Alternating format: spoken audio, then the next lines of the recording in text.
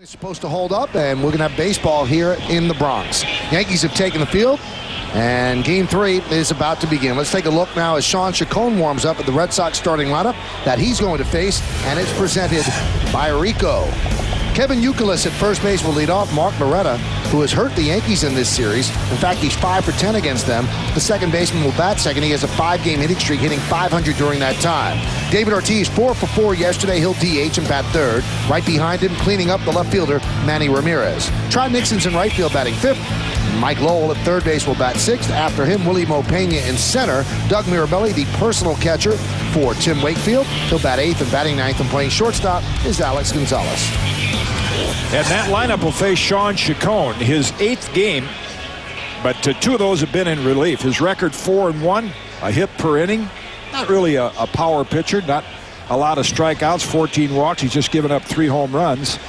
Let's check out the scouting report, the Land Rover pitchers scouting report. One thing I think Sean Chacon needs is the rhythm of his motion. You'll notice when he starts his motion, he's got an extra little leg kick.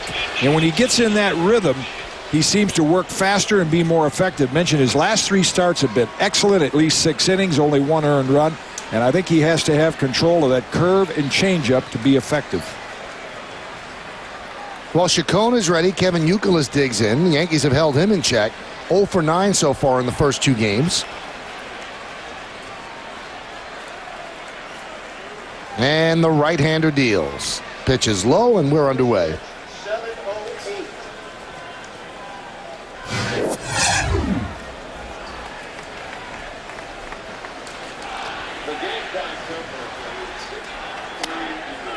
And there's a strike. Yankees baseball in HD is brought to you by Sony Bravia.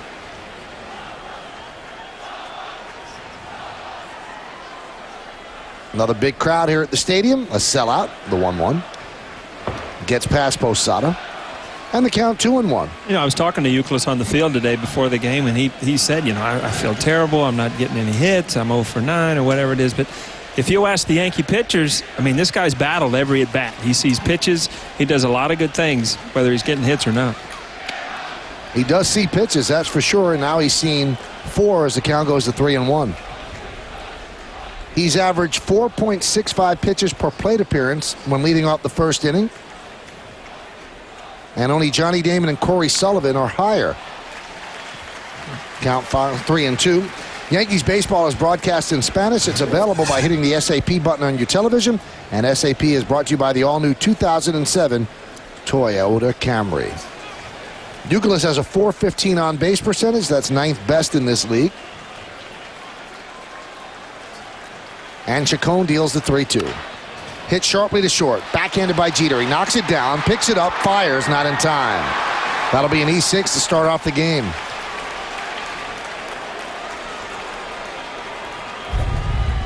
A rare error by Derek Jeter.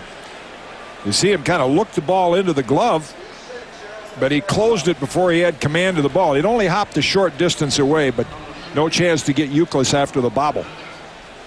You know, in Little League, Kitty, that's always why you put your best position player at shortstop. Because if they don't come up with it cleanly, as far as they are deep in the hole, they can never get that guy. You know, that second baseman, the third baseman, usually if they knock the ball down, they still got a good chance of throwing him out at first. Cheek got a little handcuffed on that ball. Looked like it hit him in the heel and didn't come up with it cleanly. Second error for Jeter this year. Yankee defense has done a generally good job so far early in the season. Here's Mark Loretta, 5 for 10 against the Yanks. And the first pitch is a strike from Chacon. Early in the game, you may see the different kind of Red Sox offense than we're accustomed to seeing from past years, because Loretta is the perfect number 2 hitter with that hole open between first and second. Possible hit and run, or even if they don't hit and run, he's pretty skillful at taking it the other way.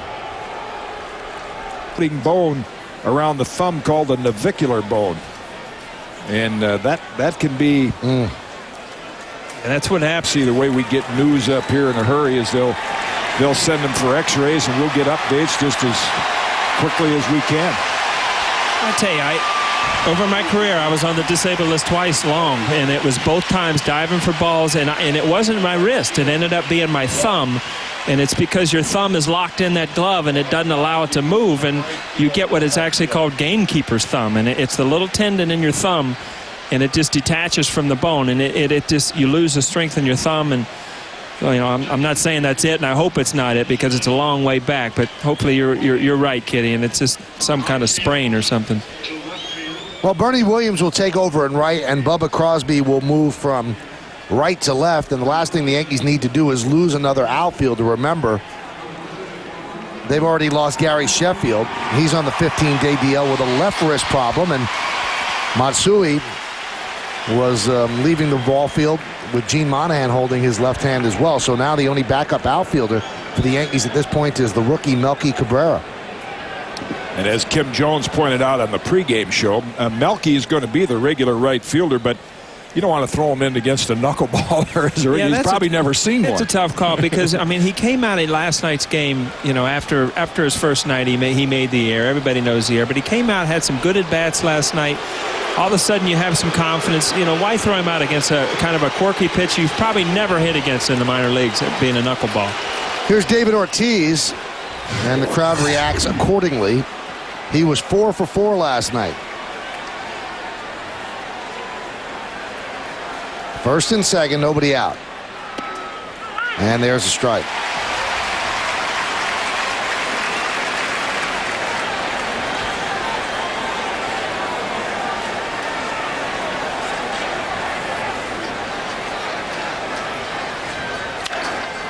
Popped up foul and out of play, and the count quickly 0-2. They have both off-speed pitches, a soft curve and then a change. So now you got two options. If you're going to throw him a fastball, it better be up and in with something on it, or you can even take more off. That seems to be a pitch that a powerful guy will be most vulnerable to, is a real slow curveball.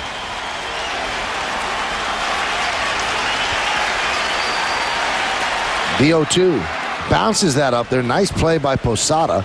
And the count 1-2. You know, we saw in Ortiz's at bat last night off Mussina where he brought his hands in and he hit that inside fastball out of the ballparks. I'd be real surprised if he saw anything inside for a strike, especially. Even if you try to sneak one by him, we found out that he's quick enough to get to it. And in Yankee Stadium, you don't have to get it all when you're as strong as Ortiz is.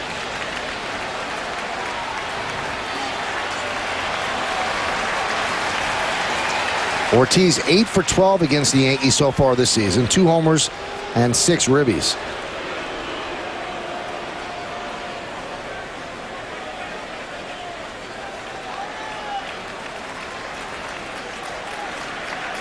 And the 1-2.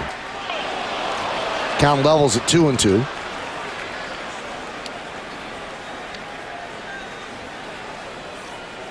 All off-speed stuff. I know they're tempted. It's tempting to try to throw him a high fastball, but I think the damage he's done, they're fearful they won't get it in the right spot, and he'll put 3 on the board in a hurry.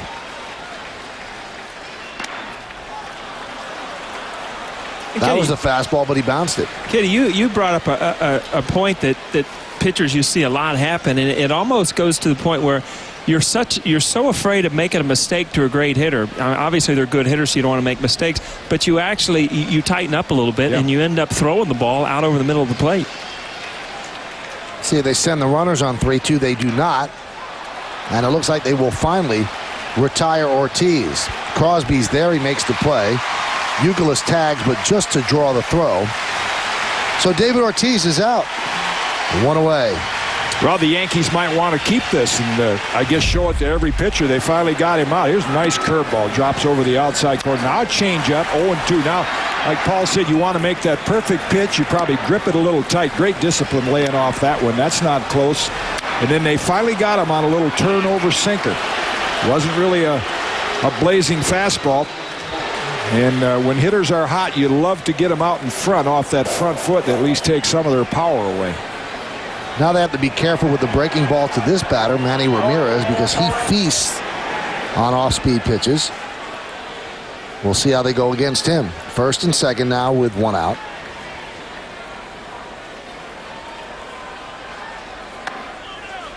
Count 1-0.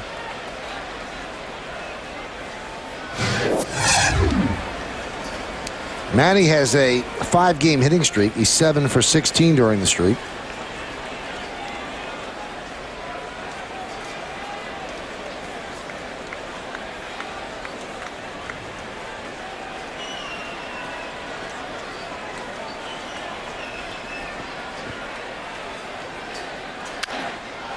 High fly ball right field. Bernie Williams toward the line. Makes the play, tagging is Youkilis. He'll go to third. Not an easy play for Bernie Williams, but he makes it for the second out. Bernie, I tell you, don't look like that's an easy play. That's the toughest place to play in right field. And Bernie hadn't been out there a lot. There's absolutely, 2-3 feet? And that wall doesn't give much over there either. So what do? You take us through there. You can't look at the wall because you got to look at the ball. You know, the best thing to do, you see Bernie drifting here. The best thing to do is sprint and get to the wall and then play away from the wall. But when you start, stutter stepping in there, then you kind of lose sight where the wall is. Nice play. It was a foul ball, but an out nonetheless. So 2 big hitters retired by Chacon. Runners now on first and third. And here's Trot Nixon.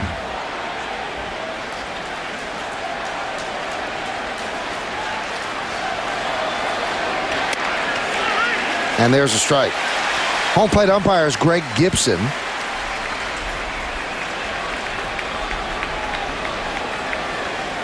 Paul Noward at first, Charlie Relaford at second, and Larry Vanover over at third.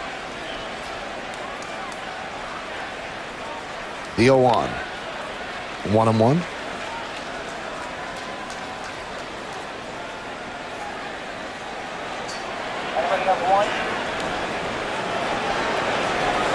And he's shaking his head. No, he kind of missed a high changeup. Looked kind of like that changeup that Georgie hit off Schilling yesterday. Kind of high out over the plate and just missed it.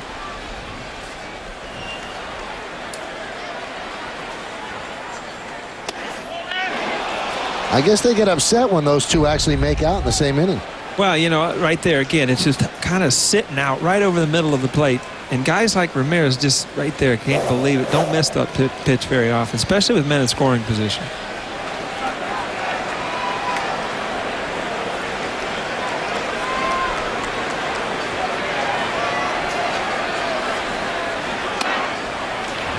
And the count 3-1. I think looking at the pitches that Ortiz and Ramirez were retired on points out that there's more than one way to get hitters out as a pitcher. It's not just raw stuff. Maybe it's control. But in Sean Chacon's case, I think his motion, I don't think the hitter picks up the ball real well with that little bit of a hitch in that kick he's got in his pitching motion. A lot of hitters, it's Kitty, what you're talking about. A lot of pitchers that jump at you when they throw the ball. It adds velocity because as a hitter, you start to follow that motion and you forget about picking up the ball. And if you start jumping with them at the same time, then you end up being, and you said it, you get out on your front foot and it seems like you're ahead of everything.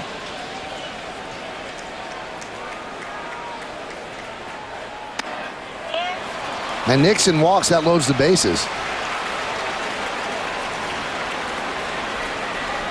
Chacon just, it's gotten 2 huge outs in Ramirez and Ortiz, and now he's still 1 pitch away from getting out of this inning or giving up a few. And so this, if you look at it, I know it's the first inning, but it ends up being a huge at bat here for Mike Lowell. Lowell has gotten off to a nice start with the Red Sox, coming over from the Marlins in the trade that brought them Josh Beckett. Lowell's had 4 career grand slams. And there's a strike. Red Sox told Lowell when they acquired him, just play defense. You don't have to carry this team offensively. But he's done a nice job so far. And it's almost a bonus for the Red Sox because in order to get Beckett, they had to take Lowell. They could not have gotten Beckett unless they assumed the remaining $18 million on Lowell's contract.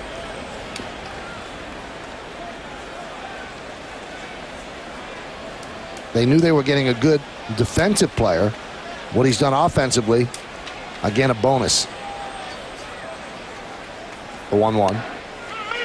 A strike in the count 1-2. 1 strike away from working out of this jam. I talked about that last night. I mean, that's that borderline pitch, Kitty, that can go either way. And what a difference being 2-1 or 1-2. And, you know, the hitter's frustrated. The pitcher thinks he got what he deserved.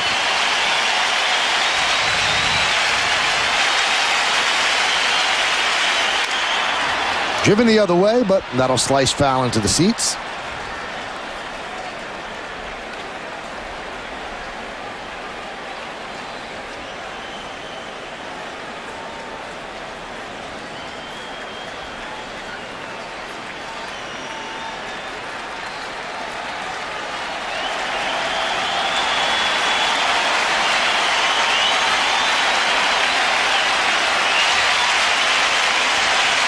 And the 1-2. Line drive, foul.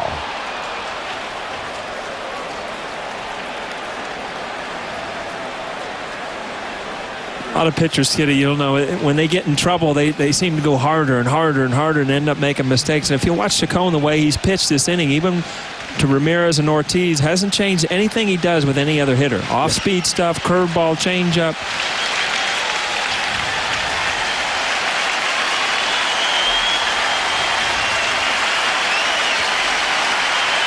And the 1-2.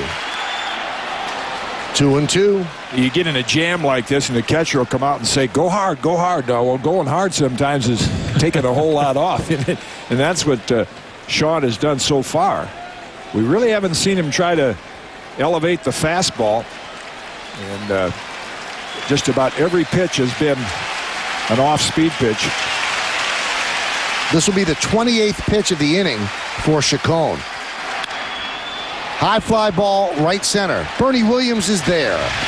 And Chacon works out of a jam.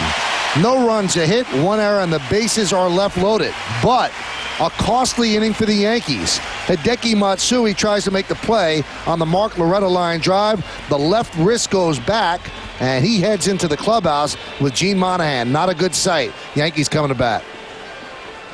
Yankees starting lineup, which is presented by Rico. It's a little bit different than it was a moment ago because of the injury to Hideki Matsui. Johnny Damon leads off. He'll play center. Derek Jeter, the shortstop, will bat second. He's also the Yankee captain. Jason Giambi DHs and hits third. After him, cleaning up third baseman Alex Rodriguez. Bernie Williams moves into Matsui's slot. He'll be in right field. He'll bat fifth. Batting sixth and catching, Jorge Posada. Robinson Cano, the second baseman, carries a 9-game hitting streak into this contest.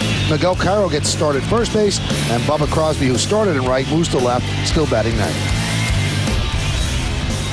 And Yankee fans and Yankee players have certainly seen a lot of that jersey in recent years. Tim Wakefield, it's his 8th start. Now, the numbers don't look good. He had a horrible April, but his 2 starts in May, including one against the Yankees, have been pretty good. Let's take a look at the Land Rover pitcher's scouting report. The only thing you can say about a knuckleballer, you can't analyze his pattern. It's difficult to throw, it's difficult to catch, and it's difficult to hit. And as Joe Torre told Kim Jones on the pregame, it's difficult to manage against. And you can add one other thing for an umpire, it's difficult to call. Here's Johnny Damon, and the first pitch is a strike. Damon robbed of an extra base hit in the second inning last night by Manny Ramirez in left. Then robbed of an extra base hit by Kevin Youkilis in the fourth. And he said at that time he started to wonder, am I ever going to get a hit against my former team? He finally did, an RBI single to center in the sixth inning. He's 1 for 11 against the Red Sox. And then Mirabelli couldn't handle that knuckler, and the count 1-2. I was talking to him in batting practice, Mirabelli, and he had his glove on. I said, let's take a look at that thing, and I put it on, and it's similar to a first baseman's glove. And what it is, it's a fast pitch softball glove. Huh. It's got a little, a longer pocket than a regular catcher's mitt, a little less padding. It's not your typical oversized knuckleball glove, but a fast pitch softball glove. I'd never heard of that. Probably good training in the offseason for a catcher like Mirabelli. Just start swatting flies. I don't think you try to catch a knuckleball. You just swat at it and hope you knock it down. Strike 3. That knuckler dropped right into the strike zone. Johnny Damon not enamored with the call, 1 away. Well, I'm sure right there Johnny Damon says hi, and then you'll see it drop down. And Mirabelli did a nice job of helping home plate umpire Greg Gibson call this a strike, because as he catches it, he pulls it down a little bit. And I think that helps sell the call. And that's the problem sometimes when you don't get an immediate reaction from an umpire. They'll call it late, and then they'll call it where the catcher has the ball. It looked like he called that pitch late. That pitch was high when it passed Johnny Damon. There's Derek Jeter. Pitch inside. And the count 1-0. Derek picked that ball up and look, see if there's a dent in it the way that thing's moving. Give you an idea how good it must be tonight. And Mirabelli's a good knuckleball catcher. He's missed 2 already for the first 2 hitters. Now the Red Sox traded Mirabelli during the offseason to the Padres for Mark Loretta. And our very own John Flaherty was brought in spring training to catch Wakefield, and Josh Bard as well. And Josh Bard actually started the season as Wakefield's personal catcher after John Flaherty retired. And Bard had 10 pass balls in 5 starts. And he was on pace to break the all-time record, so they got back Mirabelli. And you see what Wakefield's done with Mirabelli behind the plate. 18 games over 500 and almost a run and a half better ERA than he has with Varitek. Josh Bard used the old Bob Uecker theory, right? Way to catch a knuckleball, wait till it stops rolling and pick it up. Francona says that Varitek could learn how to do it. He said, but I like the fact that he knows every time he's going to be off. He said there's a bonus to that. He said, so it's good that he doesn't catch Wakefield. Count 3-2. I mean, it's so tough to catch the knuckleball that Flaherty had about 1 game of it in spring training. He said, I'd rather be a broadcaster. I was just going to tell you that, I mean, on TV, you can tell the spin, but you cannot see the movement. There's no way that you understand the movement of that thing. I mean, it can move a couple feet at a time just for no reason. Ground ball up the middle and through for a base hit. Derek Jeter with a 1-out single. Let's take a look at the Boston defense behind Tim Wakefield. In the outfield, you've got Ramirez, Willie Mopena, and Trot Nixon. And the infield, Lowell, Gonzalez, Loretta, and Euclid. That's third to first. We've talked about Mirabelli behind the plate, and Tim Wakefield was on the mound. Now here's Jason Giambi, who has not had much success of late against Wakefield. He's 1 for his last 26 against the Boston right-hander. Red Sox have the shift on. And they're giving Wakefield the high knuckler for a strike. The count 0-1. It's as much of a guessing game for the umpire as it is for the hitters. You got to figure out when it actually breaks across the plate. Popped up behind the plate and out of play.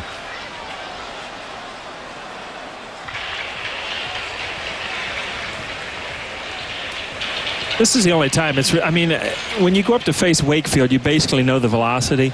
I mean, it's going to be probably high 50s into the early 60s. But when he gets up 0-2, he'll throw a hard knuckleball. And that's the one you absolutely have no clue where it's going. And that's why you have a lot of pass balls on strikeouts, because he throws a different knuckleball when he gets way ahead in the count. Now, Paul, is it true as a hitter that facing him could knock you out of whack for a while? No, I never believed that. I thought that, it could knock you out of whack for a swing or two or possibly an at-bat. But to think that, a couple at-bats can mess you up for a week, I never bought into that.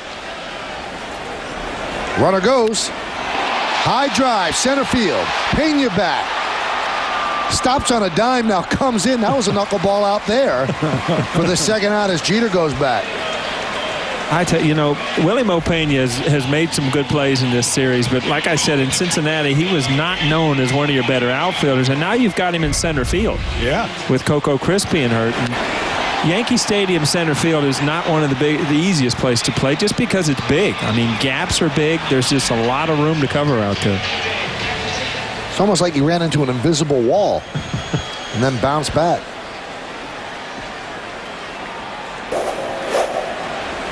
A little dusk out there. Sometimes you don't see the ball until the lights take effect. Of course, ESPN is covering this game, and Chris Berman, Hall of Famer Joe Morgan are in. We were just talking baseball around the cage, and Boomer Chris Berman said, I wonder if Willie Mopena, has there been a bigger center fielder in recent years Kirby Puckett was a little wider. Kirby was like a little fire plug, but boy, to be 6'3", 215, you don't think of that. Those kind of dimensions as a center fielder. You say 215 or 250? Well, it says 215. I think it might be a little bigger. That was in his right? younger days. Yep. I was anxious because I was down there to watch him take batting practice and just watch the ball explode off his bat. And that's why Boston picked him up. I mean, he could end up being a power hitter there in Fenway Park. Jeter goes again. And Mirabelli lost the ball, so no throw. A stolen base for Jeter. And this is part of the game that you have to do. I mean, Wakefield, there's no way, even though he's quick to the plate, there's no way that he can release the knuckleball any quicker. And Mirabelli, if you try to do too much with it, it might end up going to the screen. So I think, every time you get on, you have to put pressure on that defense to try to throw you out.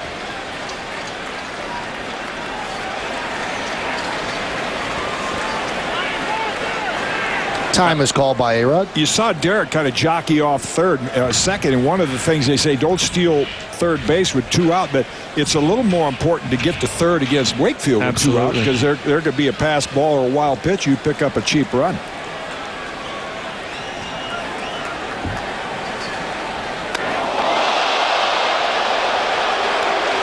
You can see that knuckler's really moving tonight because he doesn't have an idea where it's going. He almost hit Jeter, now almost hits A-Rod. Boy, what an advantage, though, being a knuckleballer. You can actually knock a hitter down and not get warned because nobody knows it's going in there.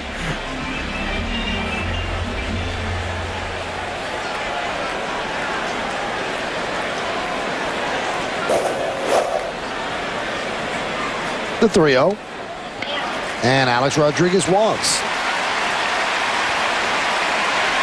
This would be where Matsui would come up, and now Bernie Williams, who replaced Matsui after Matsui got injured and left, he'll come up.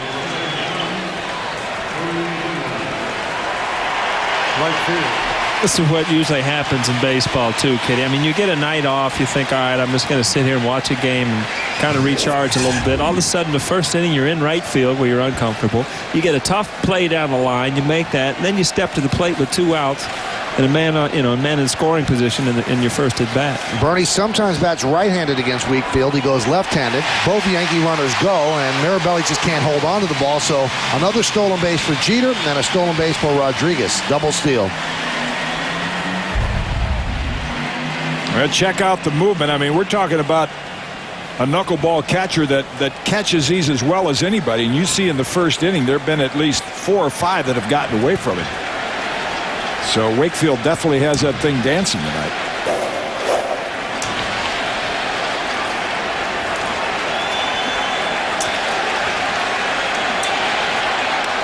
They say the worst thing that a catcher could do in trying to catch a knuckler is to reach out for it.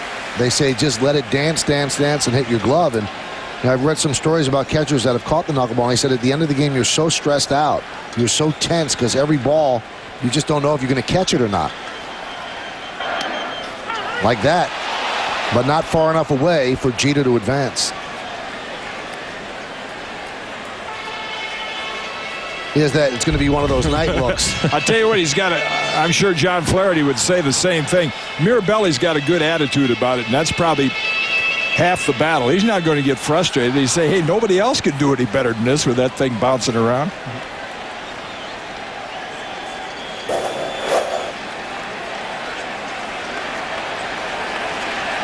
He's probably thinking I left San Diego for this. The 2-1. 3-1.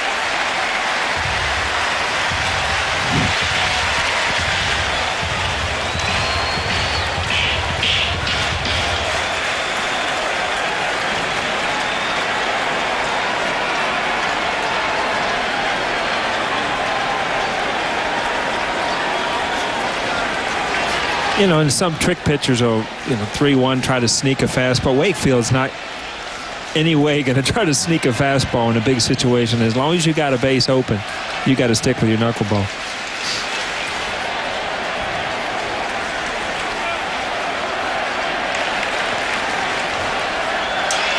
And the 3-1. Bernie walks, bases loaded.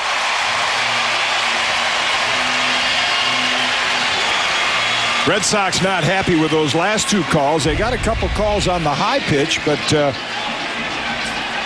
you see that one at the last minute break outside. Mirabelli tried to pull it in, couldn't get the call.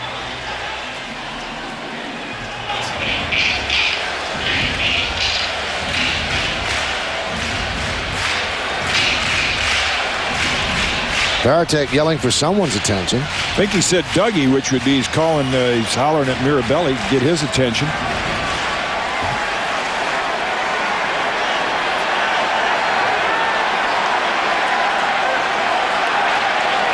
Here's Posada, bases loaded.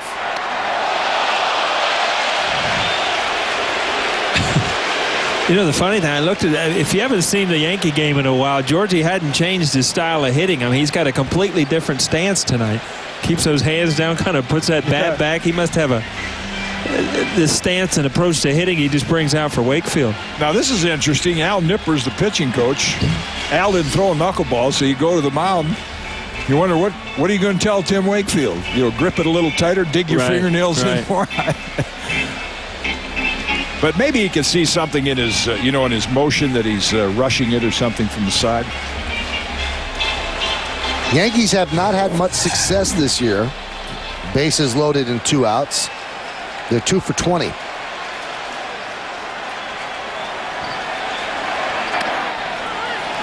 And there's a strike. Count 1-1.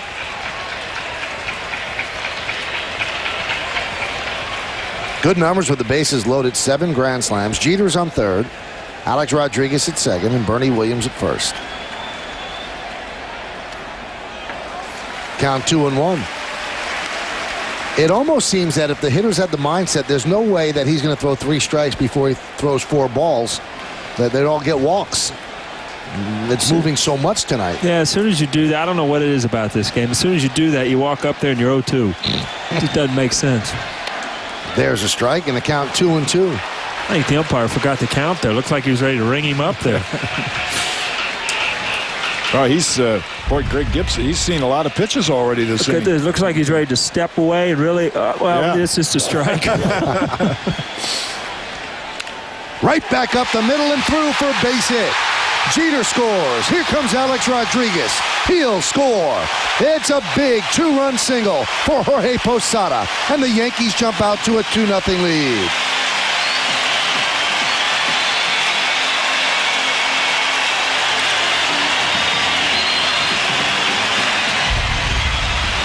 Tim Wakefield's got good reactions on the mound. He thought maybe he should have flagged this down, but I think, Paul, you see the philosophy in the first inning here that Don Mattingly has said, just try to wait and hit it hard up the middle. Jeter did that, and so did Posada.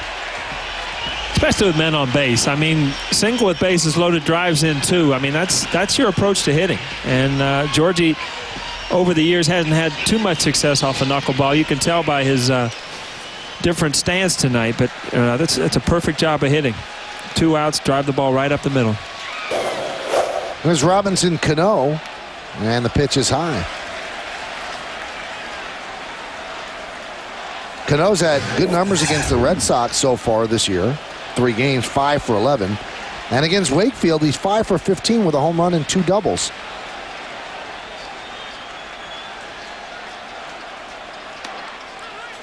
A strike.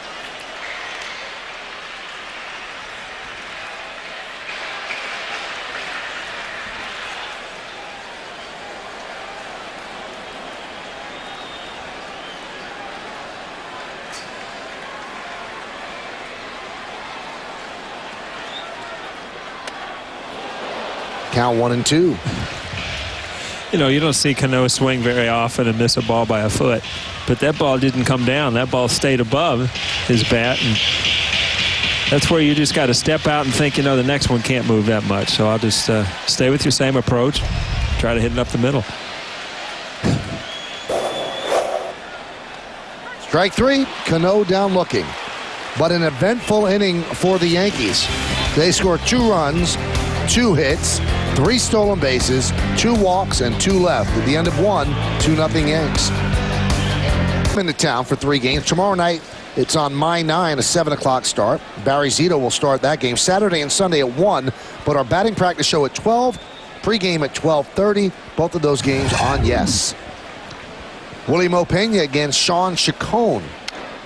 Fouls it away. Now, we just got pretty big news that is going to be in Japan in moments, and it's going to be a national story. Hideki, if this game is completed, 5 innings, if it's an official game, Hideki Matsui's streak officially ended tonight, and we'll tell you why. According to Rule 10.24c, inning, which Matsui didn't do, or you have to come to the plate. Now, if you pinch run in a game and then you don't go out and play the field for a half inning, then you also would lose the streak. But again, if this game goes 5, Hideki Matsui's streak is now officially over, and it will end with these numbers. I'll tell you in a moment.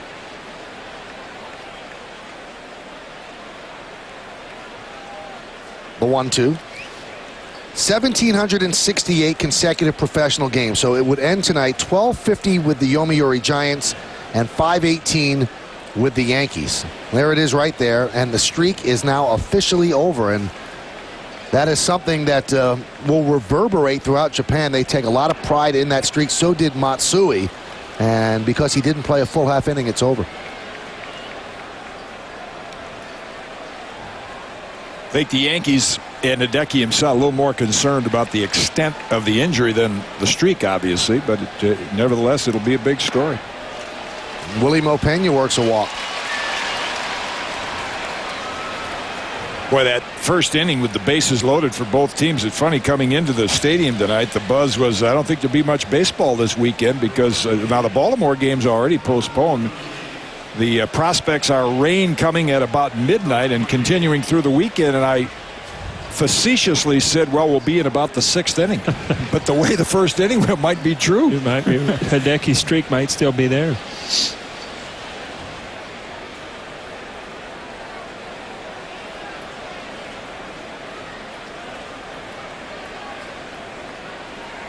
Here's Doug Mirabelli, and the pitch is low, 1-0. Hey, tonight's closed captioning is presented by Toyota, and we thank them for that. Yankees lead 2-0. Willie Mopena on first base, nobody out.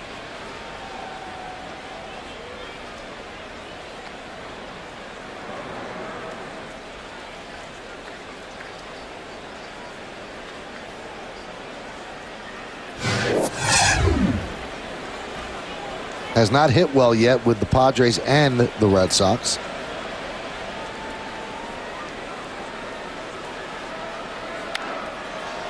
Foul back. You saw that swing there, and the one thing Doug Mirabelli can do, and the Yankees have been on the receiving end of it, his average isn't that high, and he's in there to catch the knuckleball. But you leave a pitch upstairs, he can hit it out of the ballpark, and he just missed that one. That's a good swing.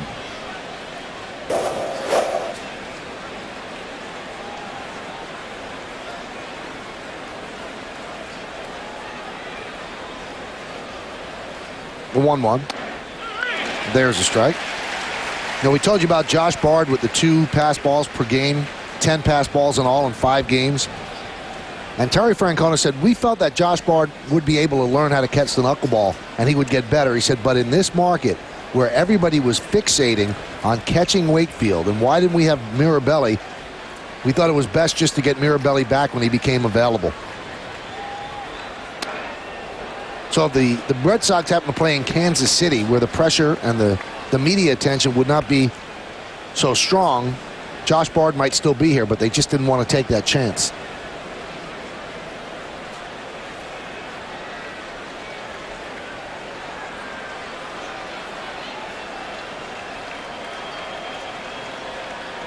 Two-two.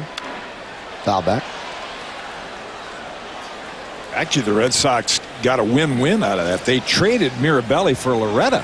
I mean, they got a solid everyday second baseman, and then they get him back for Josh Bard, right? They traded catcher for catcher, and maybe a minor leaguer thrown in. I think a minor league pitcher, Clay Meredith.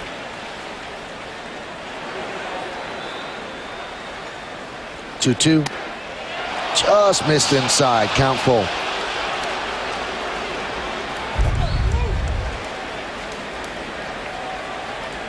Every once in a while, those sliders or breaking balls kind of back up, and I think it kind of fools the umpire too. Yeah, because that ball had the plate, and to It wasn't too high, but when a catcher reaches for it like that, you don't get the call that often. Yeah, he's been a little, Greg Gibson, a little stingy with the outside edges of the plate for both pitchers.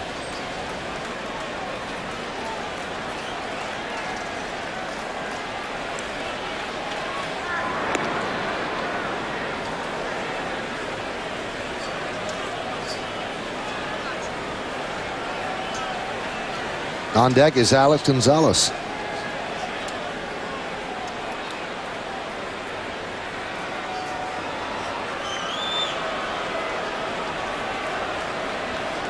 Runner goes. High fly ball right field.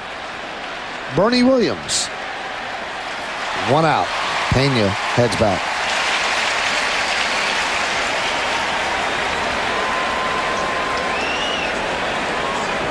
Now, that was not a difficult play, Paul, but Bernie Williams has really played right field quite well. Are you surprised that he was able to adapt that quickly? Well, the first time I asked Joe about it was early, even in spring training. And he said it's very surprising how good his jumps are, because as an outfielder, you get so accustomed to taking balls off the bat or playing your certain position and reading the ball off the bat. You see Gary Sheffield there looking at it. And moving to a different position, sometimes it can affect the way that you break on the ball. But so far, Bernie has been getting good breaks off the ball, probably even better than he did in center field, being right. Well, with the injury to Sheffield and now a possible injury to Matsui, Bernie might be seeing a lot more action in the outfield than DH. There's a strike. Now you wonder what the Yankees will do. Will they put Melky Cabrera in left? Because he's played center in the minors, just one game in right. And would they switch him to left tomorrow night and keep Bernie in right? Because might be too much ground to cover for Bernie in left field here at the stadium. The 0-1. 0-2.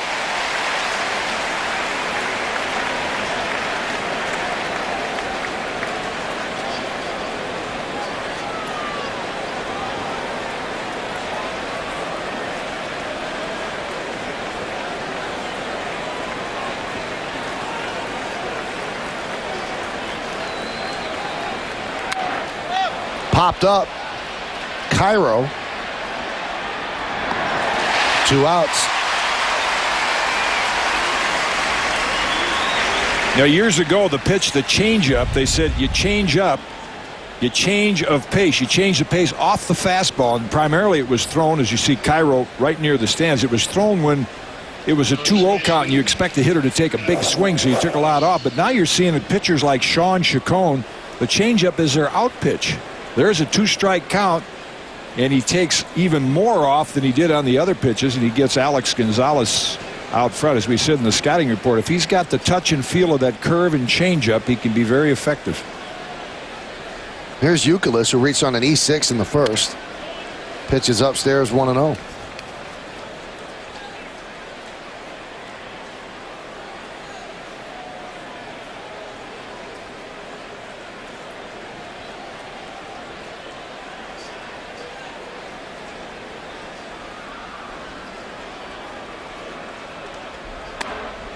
Now, Paul, I watched you play every single game of your Yankee career, and I never saw you forget how many outs there were, and you just did. Oh, so now you're busting on me up here, basically, right? What happened? I got killed today on your radio show, and now you're killing me in the booth. I'm glad it's only the second inning, because I had a lot of time here. Swing and a miss, 1-2.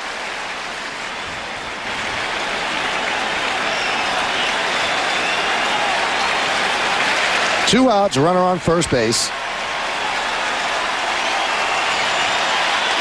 Willie Mo Pena led off the inning with a walk.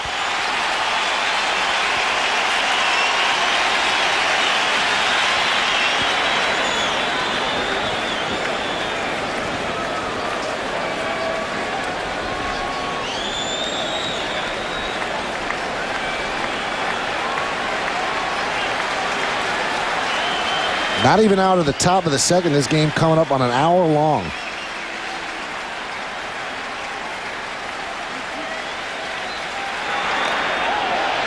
Count 2-2.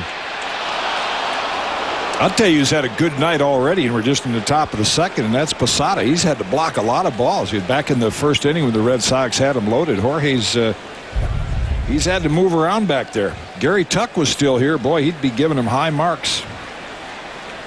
And catchers, as John Flaherty tell you, they're taught to move the whole body, not just flag at it with the glove. Gary Tuck now a bench coach for Joe Girardi with the Florida Marlins. The 2-2. Strike 3. Youkilis down looking. In the second for the Red Sox. No runs, no hits, no errors, and one man left on base. Let's take it to the bottom of the second. 2-0 Yanks.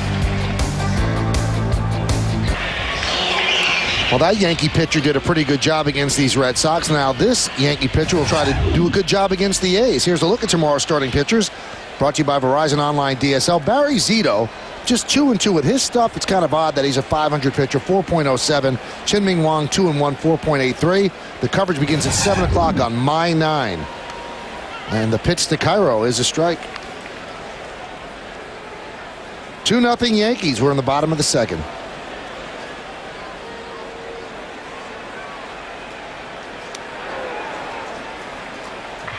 Swing and a miss. The count 0-2.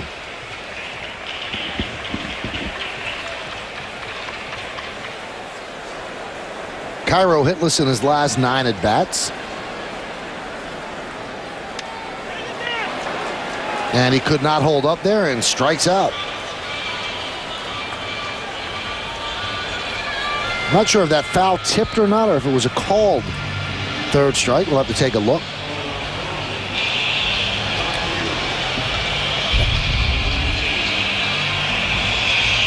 Boy, it's a great shot. You know, they call it a knuckleball, but it's really a fingernail ball. I mean, the way pitchers throw it is they dig the fingernails into the skin, and then you just flick it. That's why, you know, Wilbur Wood could start 48 games a year, pitch 350 innings, and Wakefield can do the same thing. You know, he's a good athlete. He's in good shape, and that knuckleball doesn't take much out of your arm. Like playing catch in the backyard.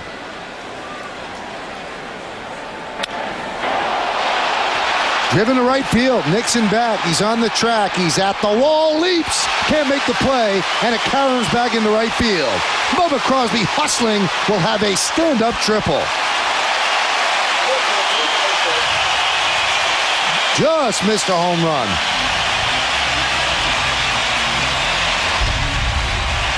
This is the same kind of play we were talking about Bernie Williams. You start drifting, and you find the wall.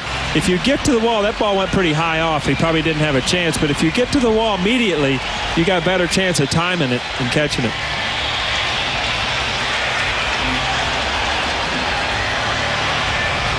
And Bubba got a triple because he's not accustomed to hitting a lot of home runs. So he was going full bore as soon as he hit the ball. Now the Red Sox forced to bring the infield in. They don't want to give up another run.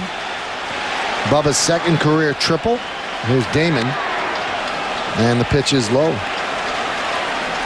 I think Kim pointed out on the pregame show that one of the reasons Bubba's in there, you see he hadn't hit a triple since last September, is Don Mattingly's been working on shortening his swing. And as you see there from Johnny Damon's swing, maybe the best chance you have to hit a knuckleballer is a bit of a shorter, compact swing.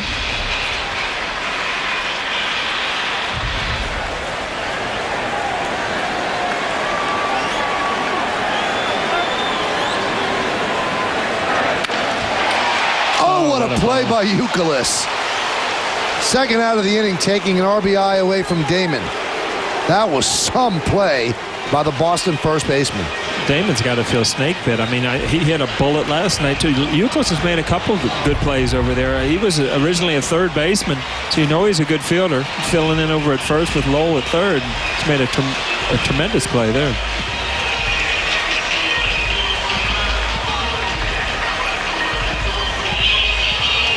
Like a point guard that just threw a good pass. Pitchers love those good plays. Oh, yeah. Well, now, like he of course, didn't feel too good either. Can't beat those atom balls. with 2 outs, the infield drops back. Here's Jeter. Single to center his first time up.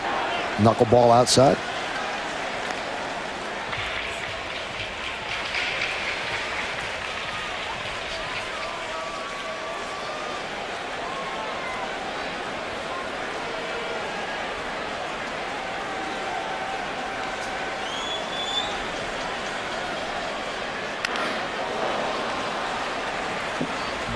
And the count 1-1.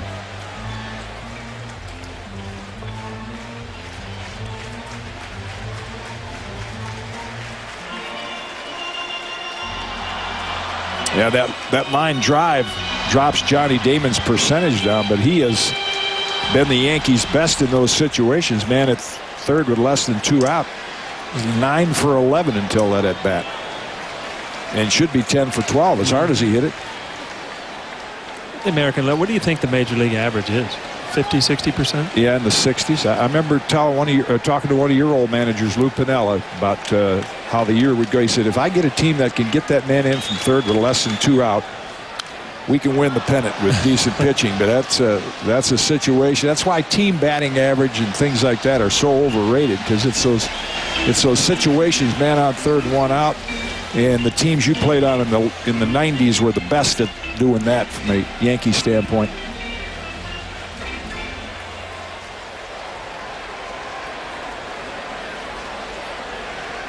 Two nothing Yankees. Runner at third. Bottom of the second inning. Fouled away.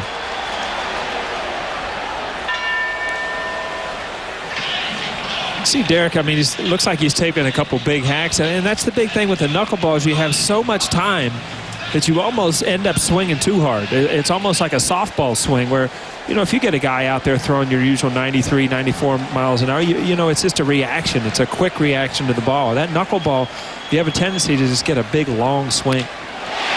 That one's driven to center field. Willie Mo Pena lopes back, and he'll put it away for the final out of the second. No runs, a hit, no errors, and 1 man left on base. We've played 2 here at the stadium. 2-0 Yankees on yes. Catcher is. By the time he blocks the ball, figures out where it is, he's going to have no chance of throwing you out if you break immediately. Too many guys go out there, they see the ball in the dirt, and then they react to see how far the ball's going from the catcher. If you anticipate the ball in the dirt, you can get there every time. There's a ground ball to Cano in short right field. Ortiz, a run does score. Red Sox scored. Yankees now lead 2-1. It's like Big Papi took a bad step running down to first base. He started limping a little near the bag. Actually getting that runner in there, Paul, you mentioned there's a pitch out away from him, tried to pull it. And, he took a bad step.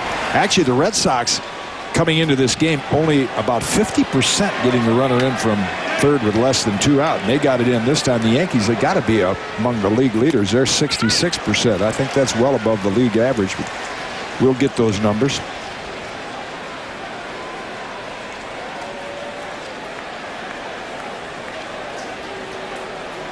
Manny Ramirez fouled out down the right field line. Nice play by Bernie Williams. That one is driven to center field, right at Damon. Hardly had a move. 2 outs. Now you just love it when you hit a ball like that and you come back to the bench and they say hang with him. Yeah, he'll even out. Don't worry about it. Yeah. Because, I mean, you can only expect to hit. I mean, when you're playing now, I can look back and think, you know, you can only expect to hit the ball so many times hard. And if they start getting caught, it is because it starts pressing on you, because you just figure, what am I going to do? No matter what I do, I'm going to make an out. Trot Nixon lines one to right field. Bernie Williams going to have to play it on a hop. Base hit for Nixon.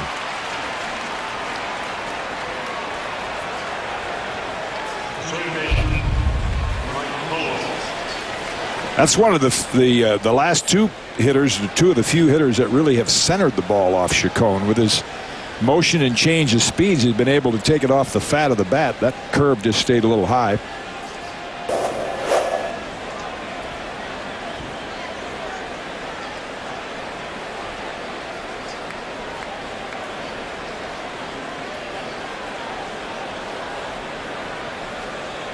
Pitch to Lowell, driven deep to left field. Backing up is Crosby on the track at the wall, and he makes the play.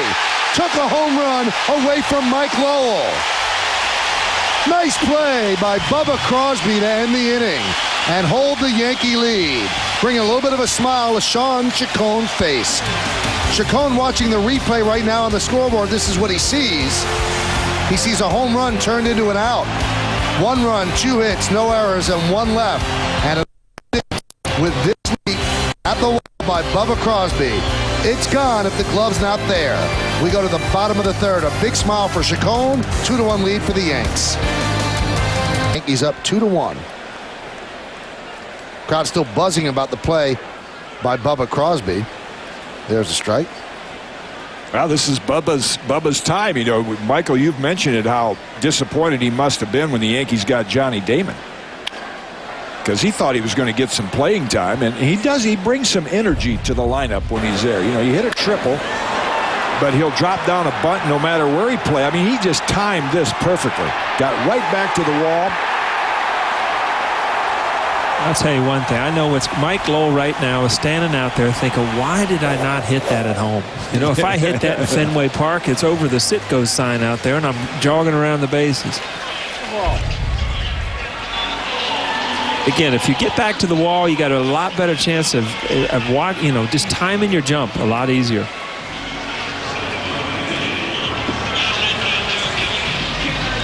And, of course, for viewers that just tuned in and thought this game would be about in the 5th or 6th inning, it was a long first inning. One of the reasons is that Hideki Matsui suffered that wrist injury that enabled Bubba to move over to left. Alex Rodriguez with a hot shot pass to diving Gonzalez for a base hit. He scalded that ball to get it past a good shortstop by Gonzalez. Now, in case you just joined us, this is how Matsui got hurt in the first inning.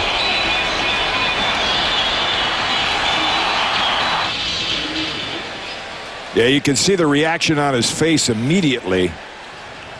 And he isn't grabbing for his thumb. He's grabbing for his wrist. I don't know if that's good or bad. We just have to wait to get the report. Like you said, you hope it's just a sprain. I just saw somebody outside the booth and said they saw him leaving for the hospital, so they didn't do the x-rays here. And he's heading out to get something done.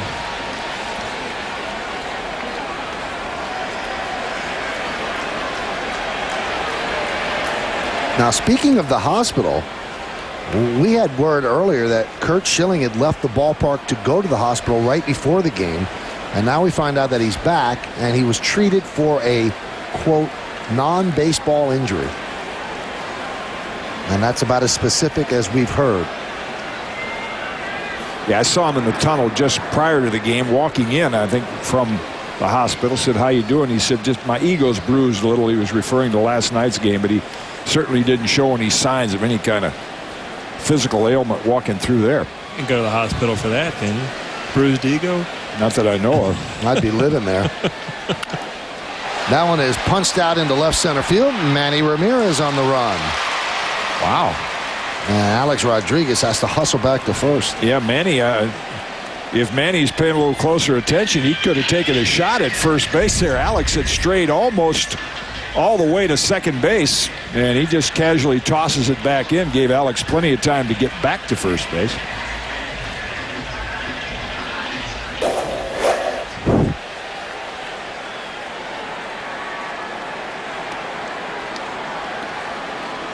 Here's Jorge Posada, his big two-run single with the bases loaded. Provided all the Yankee runs so far tonight. 2-1. Yankees lead.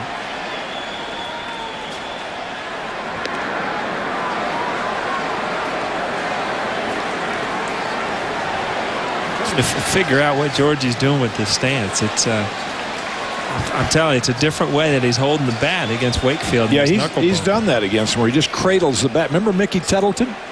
Yeah. That's how he used to hold it. Mickey, a switch hitting catcher with Baltimore and the Tigers, he just kind of cradle it against his bicep or his shoulder. Now, Georgie's usually up in here with the bat. You know, he's getting to that point once the ball is on its way, so nothing's really changing. But it just, you know, might keep him shorter, keep him thinking about shorter swing.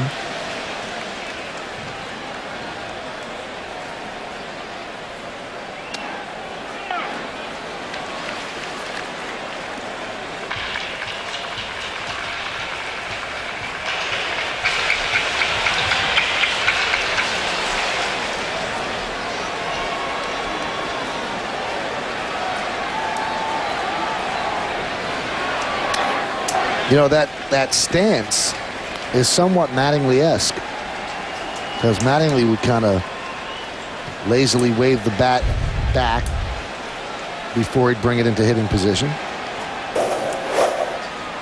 Runner goes. And the throw to second, not in time. Yankees' 4th stolen base. And it's ball 4 anyway, so Gibson didn't really make a maneuver whether it was a strike or not, which means it was a ball, so it's not a stolen base for Alex. It's a walk for Posada.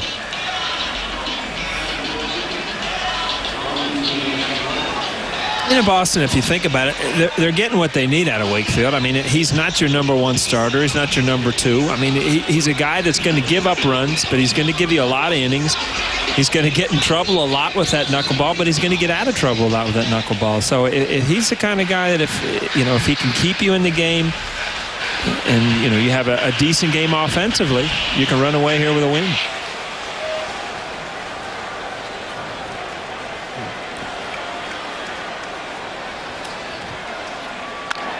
Cano grounds it foul. Yeah, and again, the 2-out situation, they generally don't pay too much attention to the runner at second, but you see Gonzalez bluffing Alex back because the importance of stealing third here just put a little more pressure on Mirabelli to flag that knuckleball down.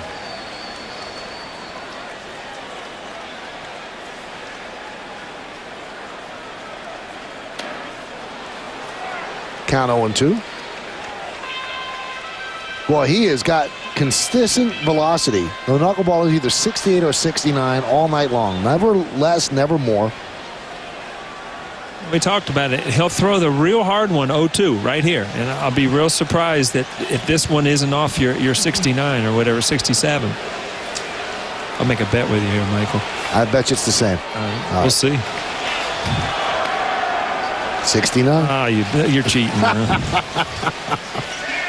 He threw that one harder, didn't he, Kitty? I wonder how it registers that, but it just gets it when it comes out of his hand, right?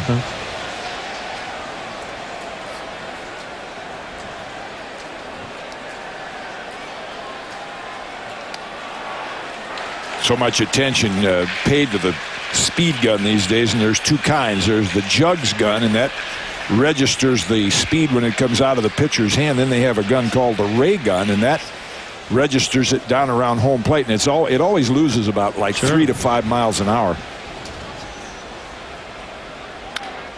Off the end of the bat, tap to short. Gonzalez will take it across the diamond, and that'll do it for the Yankees in the 3rd. No runs a hit, no errors, and 2 men left. 3 in the books. 2-1 Yankees on yes. In part by Geico, 15 minutes could save you 15% on car insurance. And by the all-new Civic from Honda, it'll reverse your thinking. Well, we go to the 4th inning here at the stadium. And Pena fouls it off. Yeah, we mentioned at the start of the game, Willie Mo Pena has to be one of the biggest guys to ever play center field. His press guide weight 215, but we found out he's really 245, 6'3", 245. So I don't know if there's, Vernon Wells is up there in the 200s, but I don't think he's this big. Let's check out the scouting report. Bacardi's scouting report, and Paul, you mentioned this, the Bo Jackson-like sound when the ball comes off his bat. I remember George Brett calling me up to the cage, said, turn your back to the field and listen to this. It's got a different sound. He was a teenage sensation. Signed when he was 16, but as you'll see, contact is an issue with him. He strikes out a lot. And you'll see why he strikes out. It looks like he's trying to pull the ball at times. And as big and strong as much power as he has, as soon as he learns to just hit the ball and put it in play, a lot like Adam Dunn in Cincinnati. The home runs are going to come. He can drive the ball out to any part of the park. He doesn't have to try to pull the baseball. 1-2. Did he hold up? Yes, he did. I thought of a center fielder that might be that size. Mark Whitten. Mark Whitten? Yeah. He was huge. I never thought of him as a center fielder, but I guess he did play out there. Pena slaps that one to right field. That's going to be a base hit. It'll go up against the wall. Bernie does not play the carom cleanly, so Pena is in with a stand-up double. See how they listen to us up here, yeah. Kitty? You tell him to use the whole field, and he slaps one to right. And like I said, as much power he has. Look, he just slaps this ball to right, and it's a short hop off the fence. He has tremendous power. Gets a good read off Bernie. Bernie gets a bad carom, can't come up with it on a fly. cruises into second base. I tell you, he's got some spring in his legs too. He's an athlete. Willie Mo Pena. Well, Theo Epstein, the GM of the Red Sox, says that we're going to have to be patient with him. He's a project, but we think that he can be what we want him to be. He is a project. There's going to be a lot of strikeouts, but we think we could fix him. Here's Mirabelli. Pitches outside. And, you know, just like great pitchers help other pitchers, and great hitters can help him too. I mean, he's playing with two of the better hitters in the American League, if not baseball, in Manny Ramirez and Ortiz, and those guys can teach him how to hit in situations and how not to try to do too much and how to use his power to his advantage and try to not just pull the ball out of the ballpark all the time. And like the Yankees, he's got an outstanding hitting coach. Now, Papa Jack doesn't have the track record as a player that Donnie Mattingly does, but he is a well-respected hitting coach.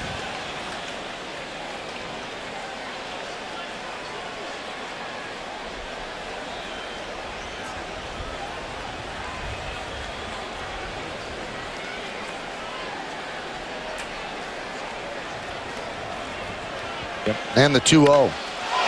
Deep drive to center field. Going back Damon. Still back. Track. Wall. Leaps. Wow. Makes the play. He took a home run away. Moving to third is Pena. Two Red Sox home runs taken away by Yankee outfielders. First Bubba Crosby, and this was an even tougher play by Johnny Damon. You said it, Michael. I mean, this is a much tougher play than Bubba Crosby. He went a long way, and he had his back to the baseball one time, and that just, you talk about trying to time a play. This is a tremendous play by Johnny Damon.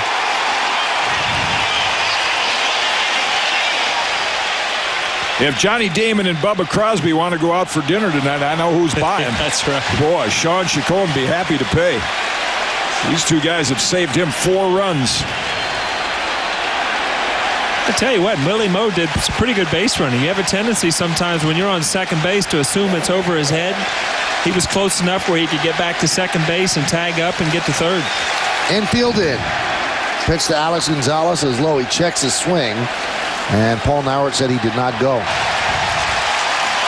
Crowd chanting Johnny Damon. Johnny Damon.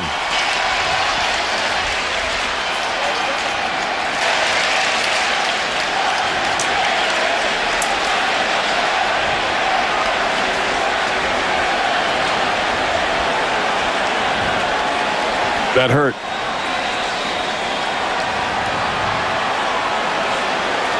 Wonder if it was the catch or the throw.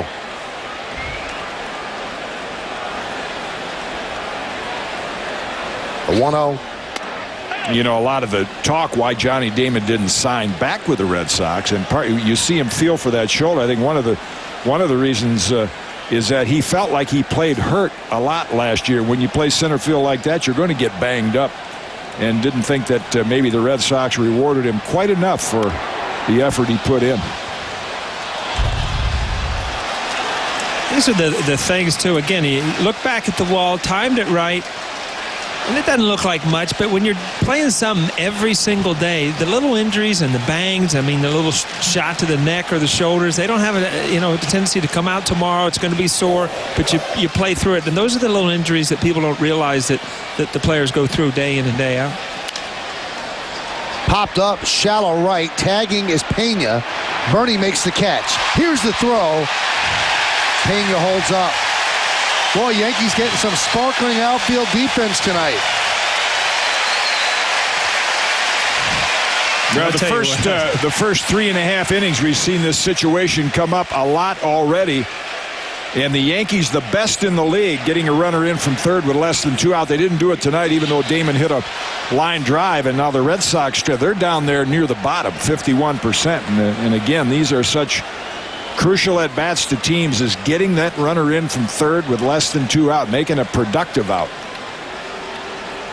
You see Bernie almost smile after he threw that ball. And over the years, he's taken so much, criticism for not throwing the ball well in center field. And I know he gets a big charge out of that, holding the guy at third base playing right field.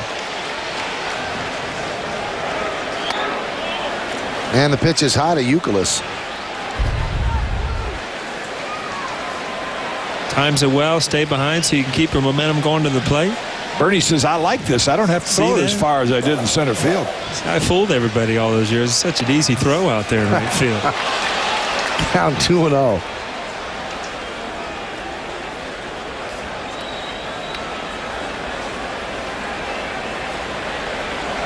Leadoff double by Pena. The Yankees are hoping it's wasted, and they hold on to their 2-1 lead. 2-0 count now on Youkilis. Grounded foul.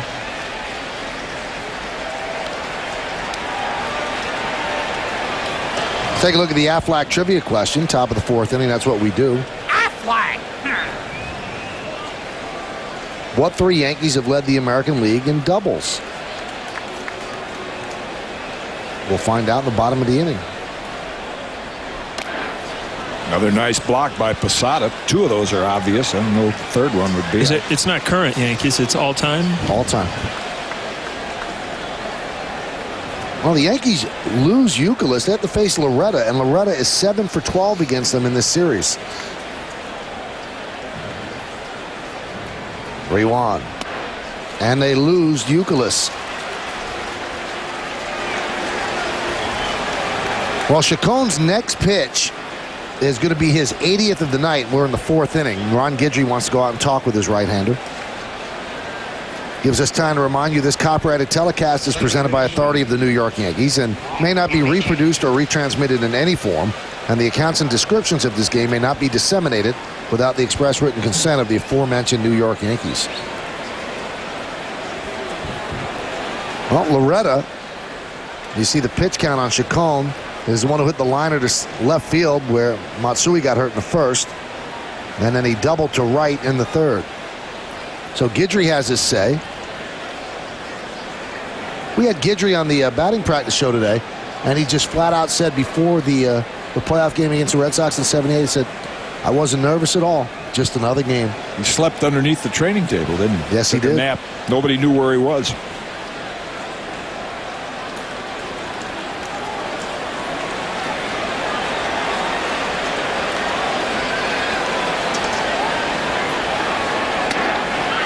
He said the first game of this series is that whenever he sees the Red Sox, he remembers that game and starts to think, you know what? I wish I could pitch one of these this week.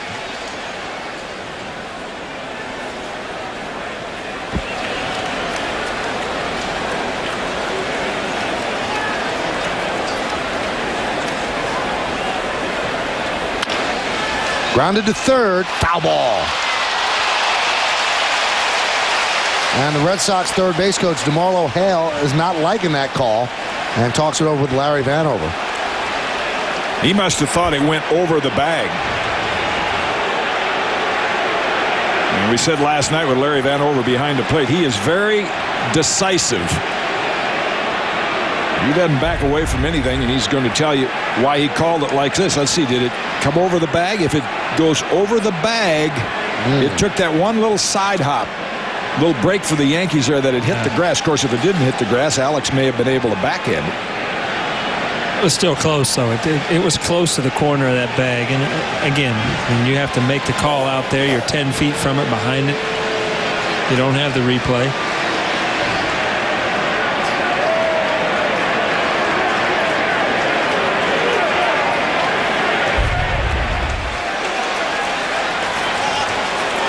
After Alex gets up, he starts to grab his wrist. That's a lot of body going down hard against the ground. Being held up by that gloved hand. 2 strikes on Loretta.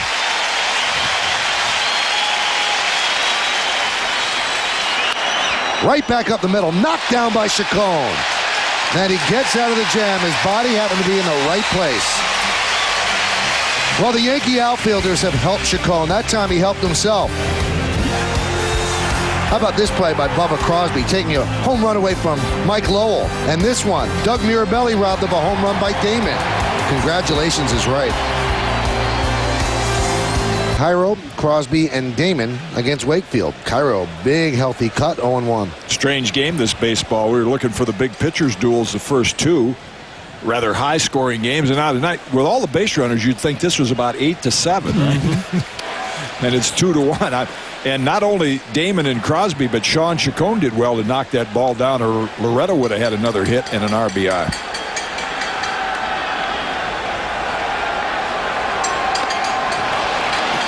Cairo strikes out for the second time tonight. Let's take a look at the Aflac trivia question. Aflac. What three Yankees have led the American League in doubles? Well, I know Mattingly did. Mattingly did. The third one will surprise you, but it won't surprise old-time Yankee fans because he's up there as one of the all-time greats, Red Rolfe.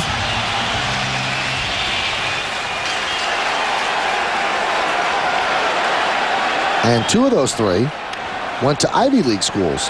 Gehrig to Columbia and Rolfe to Dartmouth.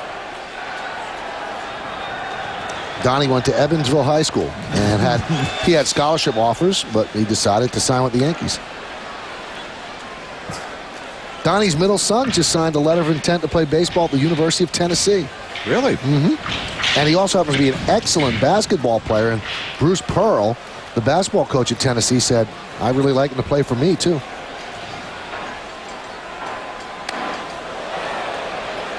Yeah, Donnie said he's put so much time and effort into to basketball that his baseball skills are a little bit behind. But now he can see, 4 years down the road after college, he might have an opportunity to play professional baseball, where basketball he probably wouldn't. So he's making a decision right now where see what he can do baseball-wise. And it's almost the same thing that Donnie Mattingly went through, because he loves basketball. I once asked him, if you could have been as great in basketball as you are in baseball, which would you choose? He said, I'd want to handle the rock, running the break. Yeah. And I tell you what, we used to every once in a while go to the YMCA in the local city that we were playing at. Texas came to, don't let anybody know this. We'd probably get in trouble. But we used to go and shoot, and I used to give him so much. He thought he was good. And I said, Cap, you stink. What are you doing? We had a lot of fun doing that. 3-2. Line drive to right field. Bubba's serious today. Base hit, 2 for 2, triple, single, took away a home run.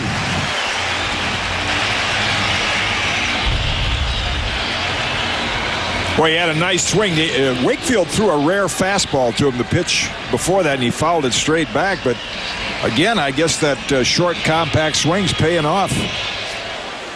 See is this another fastball? Let's see the fastball. That's not Yeah, he threw him 2 in a row. Another fastball. You can't sneak that fastball past Bubba.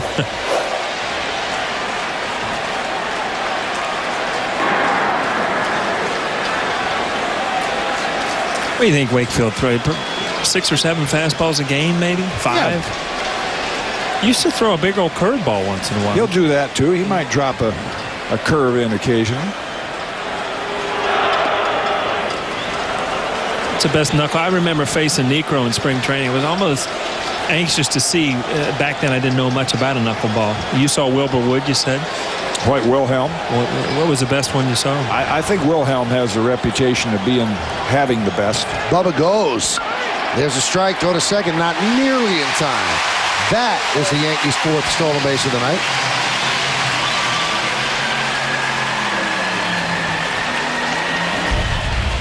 And again, this is getting what you think you're going to get out. When you face a knuckleball pitcher, you have to run. I mean, it's just a slow pitch to the plate. It's hard pitch to handle for the catcher. And it's a part of the game that, as a Red Sox, you're going to go through day in and day out with Wakefield on the mound. You did okay against Wakefield, 8 for 23. Yeah, I didn't mind hitting a knuckleball because I wasn't a home run hitter. And, I try to put the ball in play. Every once in a while, they found grass.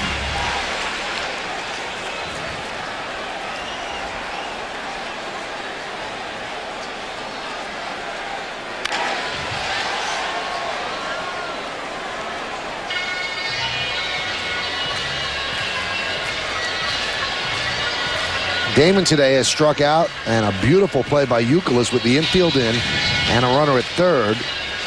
Damon lined out to Youkilis. Red Sox 0 for 7 with runners in scoring position tonight. The Yankees 1 for 5.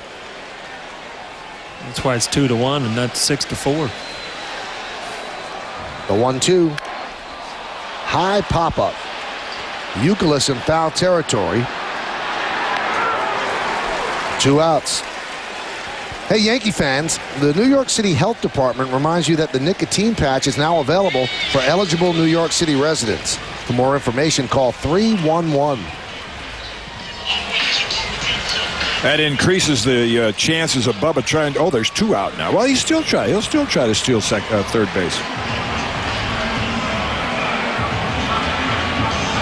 I'll tell you what, Kitty, you mentioned it early in the game. There's a big difference when you're facing a guy with a knuckleball or a guy with a split finger or something that can be tough in the dirt. Having a guy on second and having a guy on third with 2 outs, I mean, you can steal a run.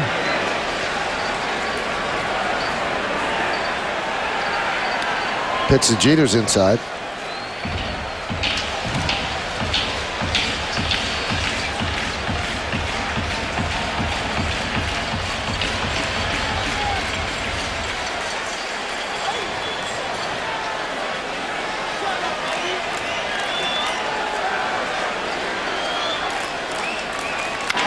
Hit sharply and through for a base hit.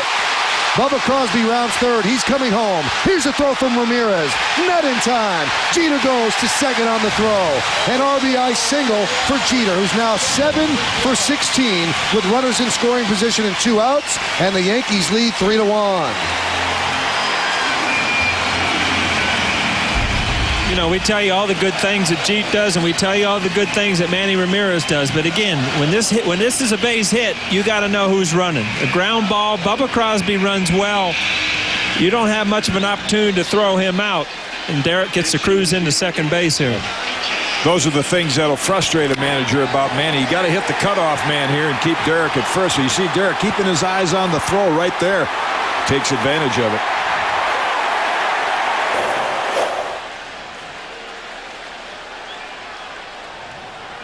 And the pitch to Giambi is a strike.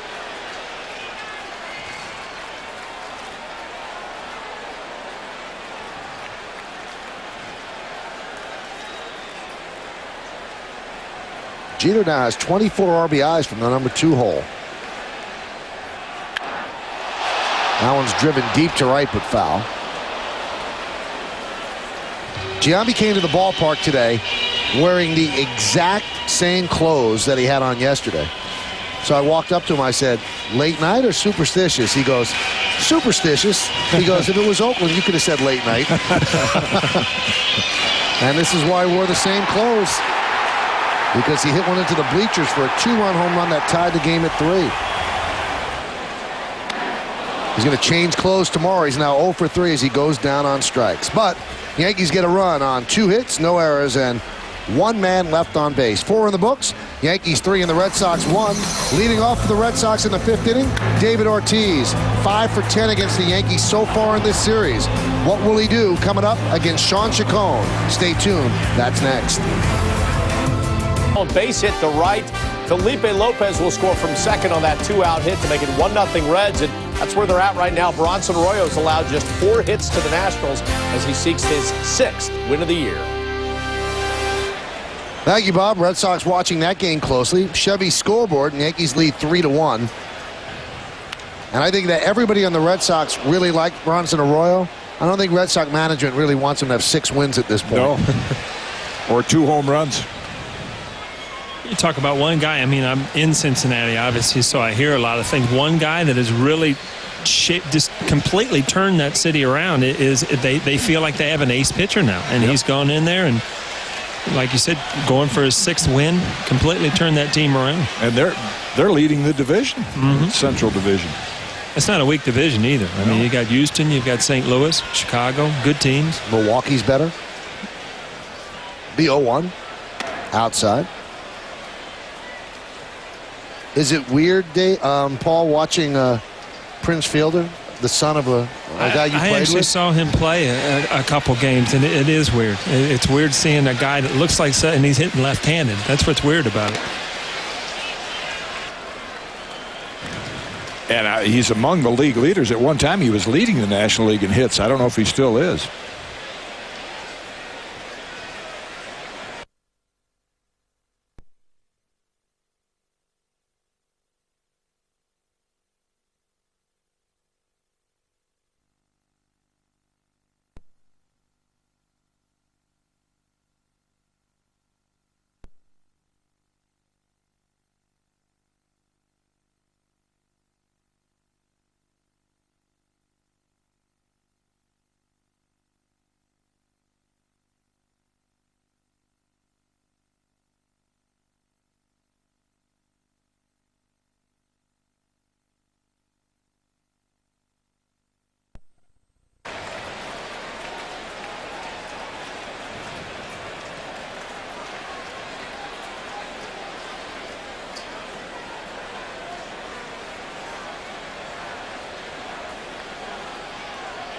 The 3-1. Upstairs, so Manny walks. You know, one of the plays that will always go down in history with Manny is a play that he was involved with Johnny Damon. And people will see this, they'll remember. The Karen came off the wall. Damon fires in, and out of nowhere, Manny Ramirez cuts it off. Every time I see that, I'm just wondering, what from the left fielder, how could you think you'd become a cutoff man? Well, Johnny Damon asked him that. And Manny said, they say I have to catch the ball. Johnny said, I had to do everything I could. It was an inside the park home run. To hold my glove in front of my face, I was laughing so hard. He said, all I could think was, why did he just do that? And that's an example in Boston when they say, well, that's Manny being Manny.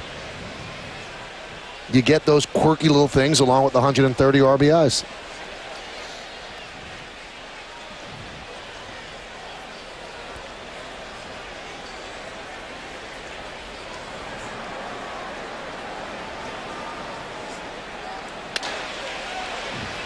Count 1-1. Middle of the game, seeing these hitters the second and third time now. Sean Chacon, last couple times, he's muscling up, putting a little more on the fastball.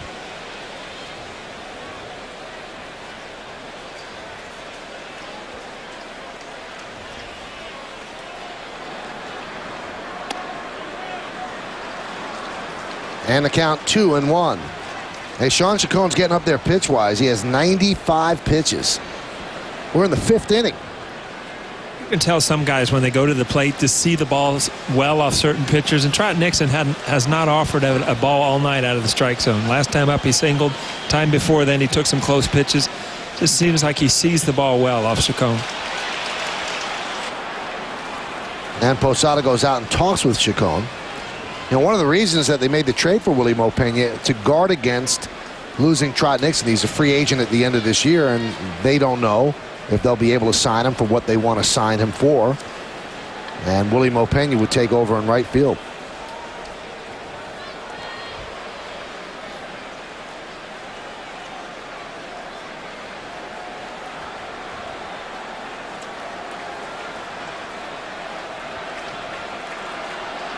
Three-one. Popped up. Foul ball. Alex Rodriguez. 2 outs.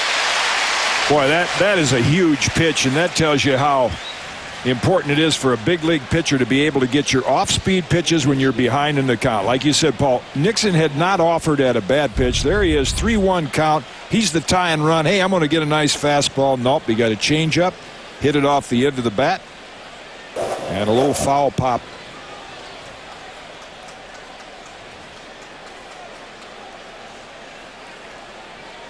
Those hitters go back to the dugout and scream and yell, challenge somebody and everything, and you almost have to laugh now as a pitcher, right, when you're frustrating other teams like that.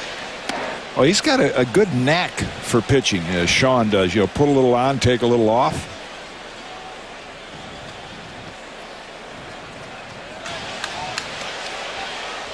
Scott Proctor got a huge out in last night's game, warming for the Yanks. Struck out Manny Ramirez in the 7th inning.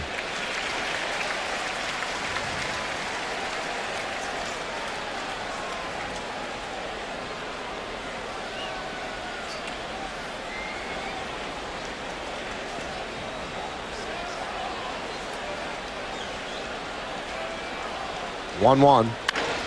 Line down the left field line. It is a base hit. Cutting over Bubba Crosby. He holds Manny Ramirez at second, gets the ball in quickly. So a single for Lowell, and the Red Sox have runners on first and second and 2 outs. That's not a normal thing for Lowell. He's leading the league in doubles. He hit a home run last night. Had one stolen earlier in the game. He's swinging the bat as well as anybody, too. And the ball hangs over the plate a little bit. Gator with another trip to the mound. And this is where this 5th inning comes into play for a manager. You don't want to take the starter out because you want to give him a chance to get the win. But yet, managers I played for, their theory used to be, you see Bubba field that on a hop and get it back in quickly.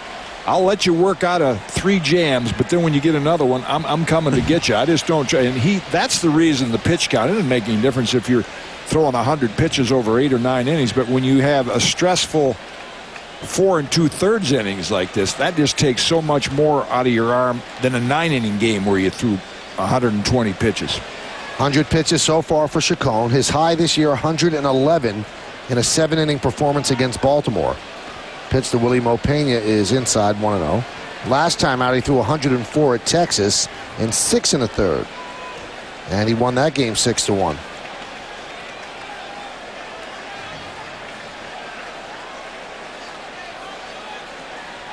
A 1-0. Posada with a nice block. Count 2-0.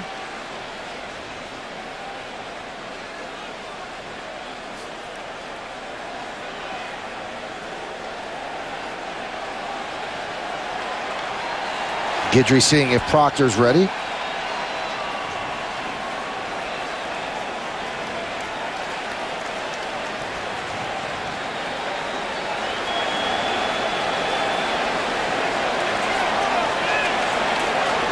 Big at bat for Chacon and for Pena, so they want to make it right.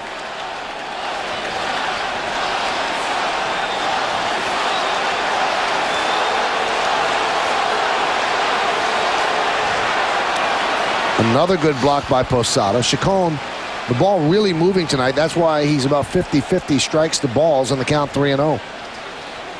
Yeah, and it would be disappointing, but I don't think he could be irritated with Joe Torre if he takes him out, if he doesn't get Pena out. You think of the team win first, the pitchers win second. We saw Terry Francona let Loretta loose on a 3-0 count, so I would imagine that Willie Moe has a green light too. Didn't have a chance, way outside, bases loaded. And that's it. Chacon will not have a chance to win this game. And it's really hard to argue with Joe Torre on this one. 104 pitches, and Chacon has been in and out of trouble. And Chacon kind of staring. I don't know if that's a look of disbelief, but with the bases loaded and 2 outs, Torre wants to get in Proctor. So Chacon leaves them out. He's leading 3-1. But he's thrown a lot of pitches and worked out of a lot of jams, and now left a beauty for Proctor. Bases loaded, 2 outs. We'll be back at the matchup. Proctor against Mirabelli next. It's a dollar menu, and Sean Chacon will have to watch this final out from the bench. They bring in Scott Proctor. They brought in Proctor last night. Runners on first and third. 2 outs in the 7th inning, and the batter was Manny Ramirez. Now that's a big moment in the game, and here's what happened.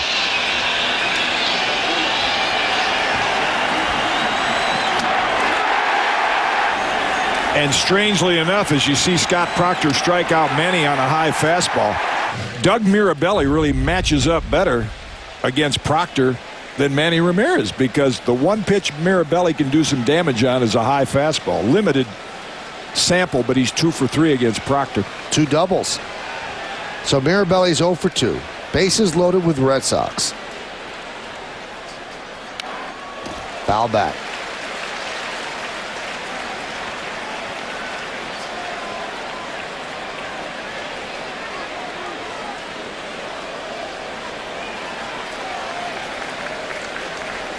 Sparkling numbers for Proctor.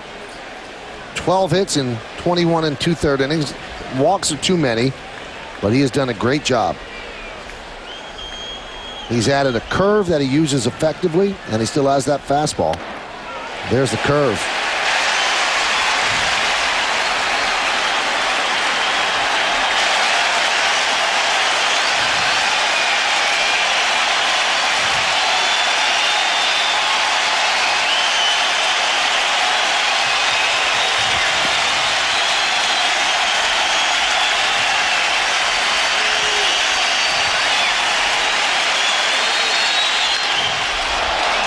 Looped into right field, coming on Bernie, makes the play. And Proctor does the job again. And Chacon, although he won't get the win, appreciates the effort by Proctor. Bernie got a good jump and hauled it in for the Red Sox. No runs a hit, no errors, and the bases are left loaded. And Sean Chacon, hey, there's no runs on my ERA. Pretty good deal. And Scott Proctor, hitters are now 2 for 18 against him with runners in scoring position. Let's take it to the bottom of the 5th. Yankees Baseball on Yes is brought to you in part by Sony Bravia LCD TV, the official HD TV of the Yankees. Alex Alex Rodriguez leads off against Tim Wakefield, and he takes a strike. Yankees lead 3-1 on the ChevyOffers.com scoreboard. 3-6-1, beating 1-5-0. And with that final out in the top of the 5th inning, it's official. Hideki Matsui's consecutive game streak is over. A quirky rule states that you have to play a full half inning in the field in order for you to continue your streak. Matsui was hurt in the 1st inning on a Mark Loretta line drive. Had to leave the game with a bad wrist. We have not heard a report yet. And that officially ends his consecutive game streak that dates back to 1994. And A-Rod goes down swinging. And if you look at that, Kitty, I mean, that ball broke as much as a curveball does. And that's just, as a hitter, you go back to the dugout frustrated because you can't read the seams like a curveball. But if you watch A-Rod, I mean, that ball drops exactly like a curveball. And it's a typical Tim Wakefield game. The Yankees have 3 runs. They're moving into the 5th. He's usually pretty dependable at 6 or 7 innings with 3 runs. There's Bernie Williams. And the pitch low, 1-0. You would figure, Boston on a lot of given nights out here is going to put up, 4 or 5 runs by the 6th inning, and he's going to have an opportunity to get a win. But tonight, Chacon battled back out of a lot of jams and kept him with 1 run. Snuck a fastball by him. I think that's the 3rd one he's thrown tonight. 75 miles an hour. The key to those fastballs, Kitty, if you're going to try to sneak one by, you've got to throw them for strikes. Ground ball to first. Youkilis will beat Bernie to the bag. 2 away. If you're going to throw 5 or 6 of them a game, you're going to throw plenty of balls with that knuckleball anyway. You've got to be able to throw that thing with pinpoint control.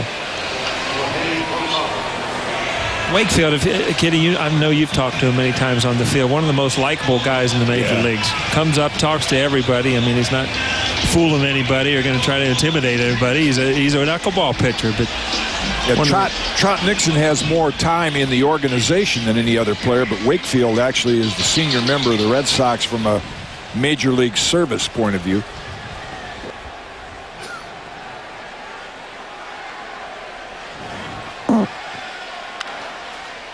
And Posada grounds 1 foul. Posada with a big hit for the Yankees in the 1st inning. Bases loaded, 2 outs, and he singled up the middle. And then he walked in the 3rd.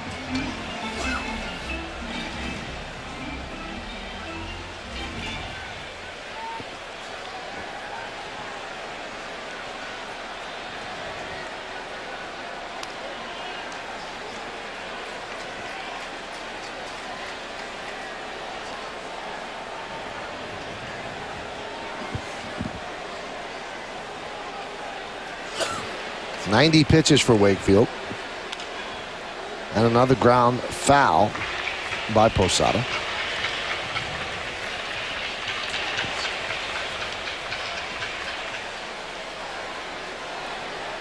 It is strange, though, in the 5th inning, his knuckleball has decreased in velocity.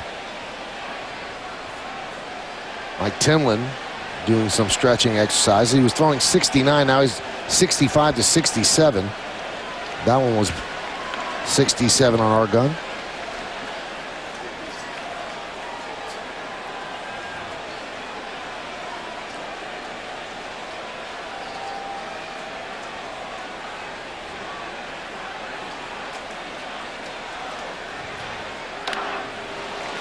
Swing and a miss, foul tip, but held on to by Mirabelli, and that'll do it. So a strong 5th inning for Wakefield. That's his first 1-2-3 inning of the night. We go to the 6th, 3-1 Yanks.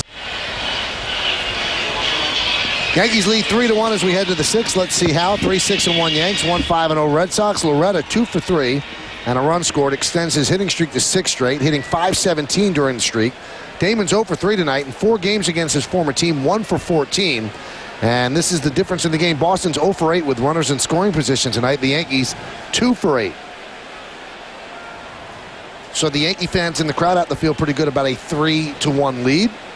We take it to the 6th inning. Alex Gonzalez against Scott Proctor. And the ball fouled away. And Scott Proctor continues to pitch well in the way Bubba Crosby has played tonight. There's two guys going to be very disappointed when they see that box score. One of them's Bill Barkley, and another's a former roommate of mine, Billy Pleiss. They're the scouts that signed these two players in the Dodger organization. Yankees pretty fortunate. I mean, I think Brian Cashman said there were like 20 players they were recycling and couldn't agree on and say, yeah, pick these two, those two. And finally they settled on Crosby and Proctor for Robin Ventura right at the trading deadline. Robin wasn't going to play here anyway, so the Yankees got quite a bonus. Count 1-2. And if Scott continues to pitch like this, he's sort of eased Tanyan Sturtz out of that role that Tanya did so well in last year.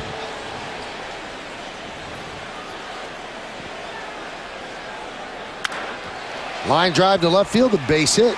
Cutting over is the aforementioned Crosby, and he will hold Gonzalez to a single. So a leadoff single here in the 6th. Every time a Yankees pitcher strikes out an opposing batter, the Tri-State Hyundai dealers will make a donation to the Hope and Heroes Children's Cancer Fund and the Morgan Stanley Children's Hospital of New York Presbyterian. If you would like to contribute along with the Tri-State Hyundai dealers, call 212-305-1420. It was Kevin Youkilis, 0 for 2 and a walk. And the pitch is high. I know you can't play weatherman, but I wonder if Joe Torre, knowing what the prospects are and wanting to obviously win this game in this series, would go to Farnsworth and even Mariano a little early. I mean, the Chicago game is already postponed. Baltimore, the weathermen say there's a tremendous storm moving through. It's going to rain all day tomorrow. Oh, what a play by Cairo.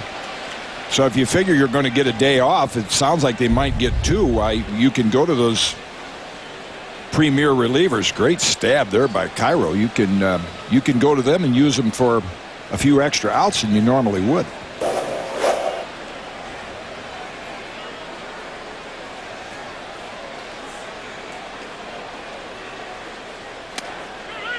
There's a strike. I can tell you were pitching coach, Kitty, when you start coming up with that stuff. You know that? Your head's in the ball game here tonight. It's also raining in Philadelphia right now, so the rain is moving this way. Mike Myers and Tanyan Sturtz warming.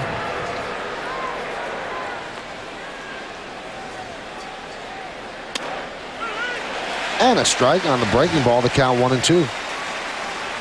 Kitty, you went through that relief pitching thing later in your career. I mean, as an everyday player, everything was so scheduled. I mean, you got to the ballpark, you warmed up, you went out, you stretched, you knew exactly when you're going to start playing. As a bullpen pitcher, you go out there, you sit for an hour and a half, you're kind of up and down, not knowing if you're going to get in the game, and then all of a sudden, boom, you see another base hit. I mean, you could come in at the time that's going to make or break a ball game.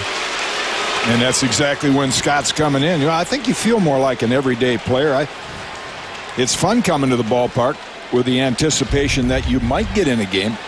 Well, he got burned on a hanging curve to Gonzalez, and then heading the count there and just centers one to Youkilis right down the middle, and that's what Youkilis does with it. They're buying a little time right now because Loretta, who has really had a great series up, and of course Myers getting ready for you-know-who.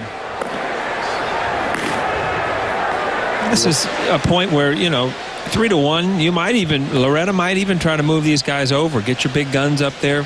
But you have an option with a guy like Loretta, where in some of these offenses like the Yankees, it's hard to give a lot of guys the bunt sign or a hit and run sign in some of these high-powered offenses.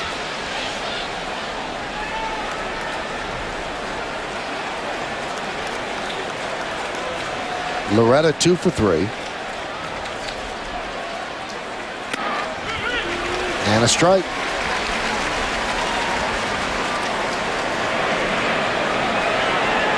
You know the indicator, Kitty?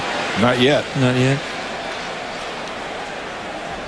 Paul's talking about the signs from DeMarlo Hale. They flash a bunch of them, and there's one that's called the indicator, and then usually the first sign after that is the live sign, the one you use. Well, he's done this 3 times now this inning, Scott Proctor, and he has not been able to make a good pitcher's pitch. on 0-2, and he certainly needs one right here. The Red Sox have not been productive in these situations. Left 10 men on the first half of the game.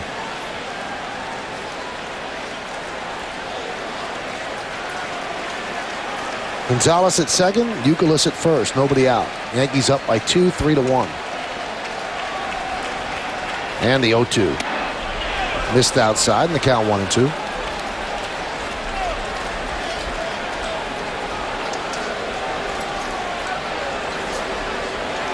A lot of the Red Sox hitters, I don't know if you've noticed it, Kenny, is even when they have 2 strikes, they still look like they're in control of what they're doing in their at bat. And a lot of these guys look comfortable hitting with 2 strikes, and that can be tough on pitching. Well, and especially this guy. If you track Mark Loretta's at bats tonight, he got a pitch outside, hit it down the right field line. You see what he does there if you try to come in on him, and then, you know, Chacon was able to flag that ball down, that he took a pitch down the middle, up the middle. So he's just a good, solid hitter that doesn't try to do too much with the baseball, just hits it wherever it's pitched.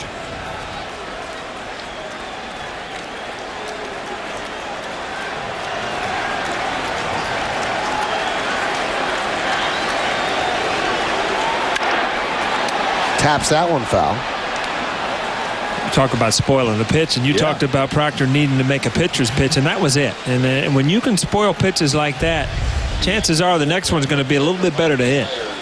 That's just a tough pitch off the plate, and that's all. As a hitter, that's what you want to try to do with it, and it's just foul it off, make him try to throw another one. Easier said than done.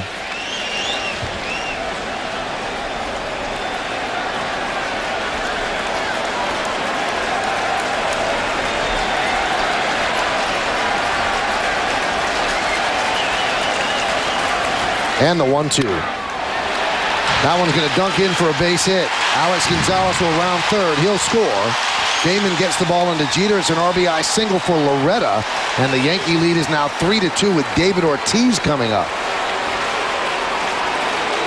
You know, Kitty, you don't want to go over the same point, but to fouling off that pitch before and then here, you get something you can handle, something you can just kind of a jam shot, but you can handle it and put it out and play.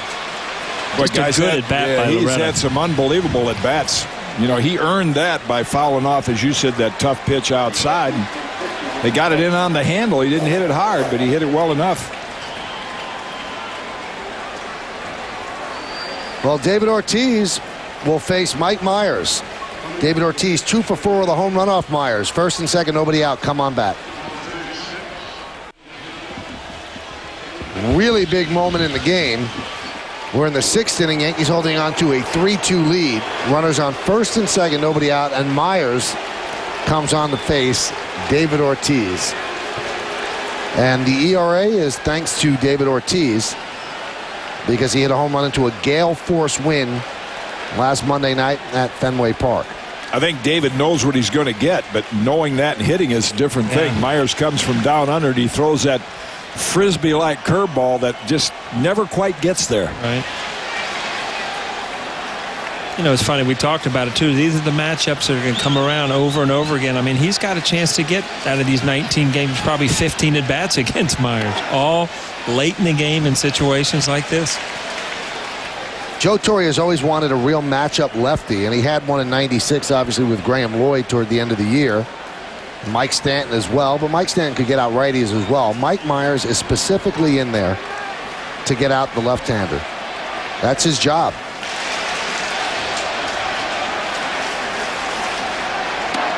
Great pitch. Now there's the slider right there that ended up on the middle end of part of the plate, and that's the one as a left-hander you can get hurt with. I mean, you want that slider to end up off the plate away. That ball kind of hung out over the plate. Don Manning always told me the pitch that you could hit was the breaking ball that was at you from a left-hander because it would break into the strike zone. The one that you picked up middle part of the plate usually ended up as a ball. See, Ortiz batting average actually higher against lefties. That time he tries the outside breaking ball to count 2-1.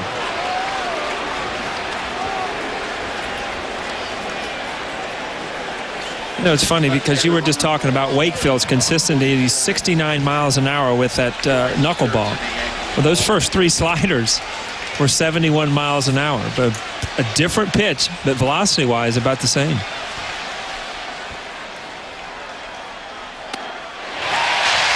Two and two.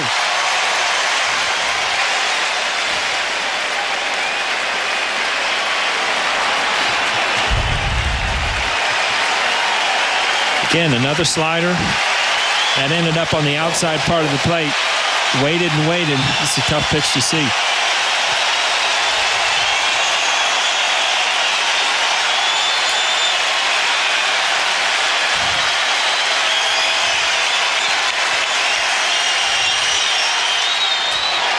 Popped him up.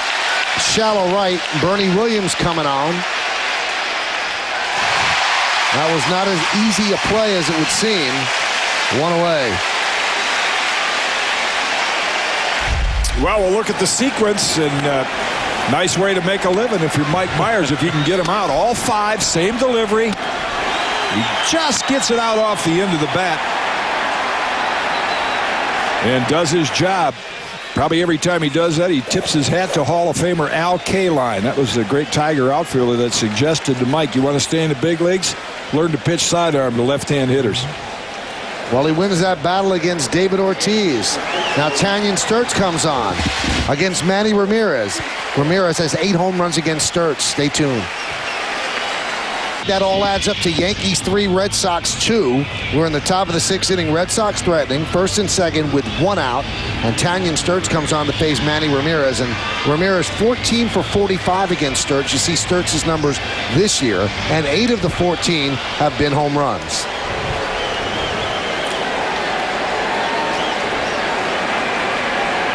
And the Yankees obviously have access to those numbers, so Joe Torre is just saying, hey, you did a good job for me last year. I want to show some confidence in you to come in and get a hitter out that's been very, very tough on you.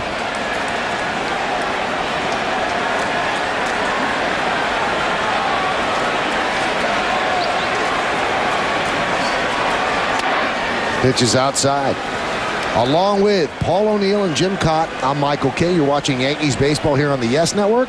We thank you for joining us on this Thursday evening. Top of the 6th inning. Yankees lead the Sox 3-2.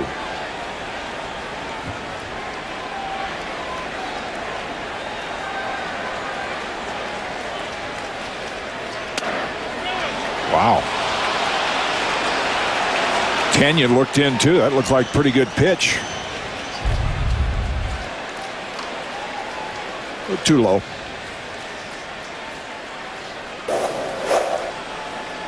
Manny's 0 for 2 tonight with a walk.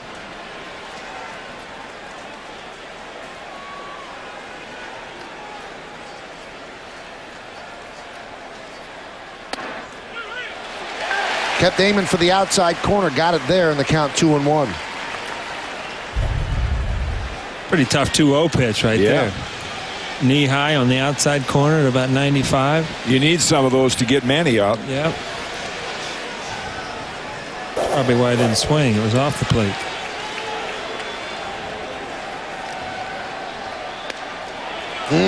Just missed with that one. Boy, he's thrown 3 in a very similar location. Trying to get Manny to go after that and hit a ground ball. Valone getting ready for Nixon.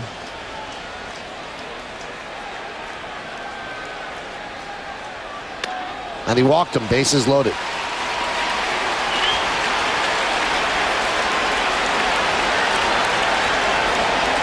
Now let's see how close Tanyan came. That one was well outside the zone. And that was a little low. This is, you know, all 3 of those. I actually thought the third one of those 3 low away looked like the best. And 2 out of 3 went against him. Gator checked to see if Valone was ready. And here comes another pitching change.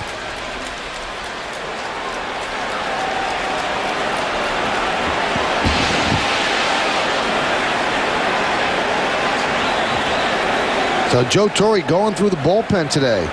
In this inning, Proctor, Myers, Sturtz, now Valone as he goes righty, lefty, righty, lefty.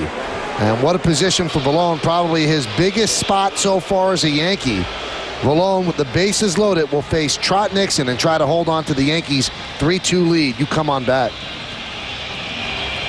Or only on Yes. Tune in every night or the next morning at 9 for the big hits and great plays another time around. Don't miss WB Mason Presents Yankees Encore. It's only on Yes. Bases loaded. And now Ron Vallone will face Trot Nixon. Boy, and he's done a creditable job so far, but like you said, this is the tightest situation that he's been in as a Yankee. Bases loaded with the Red Sox. Nixon against Vallone. See his numbers with the bases loaded. And the pitch is high. Situations like these are the ones where you move up in the pecking order in the bullpen. Vallone comes in, gets this job done. Well, he'll be coming in bigger situations. Right now, this is his game. Farnsworth and Rivera, they use a little bit later than this. The 1-0. Did he go? Oh. No, said Larry Vanover. I bet that had to get a reaction out of the Yankee bench.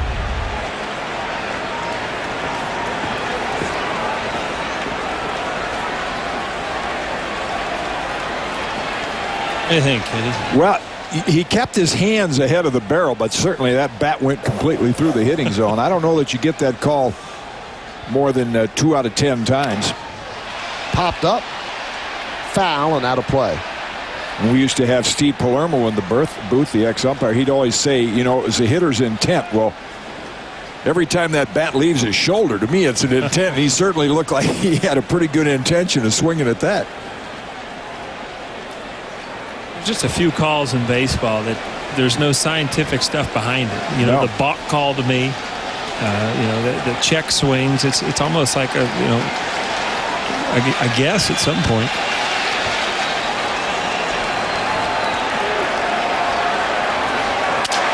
Broken bat, pop up, shallow right, backing up Cano. He makes the play. Youkilis was tagging, but the throw home on one hop, and Youkilis stays put. What a play by Cano.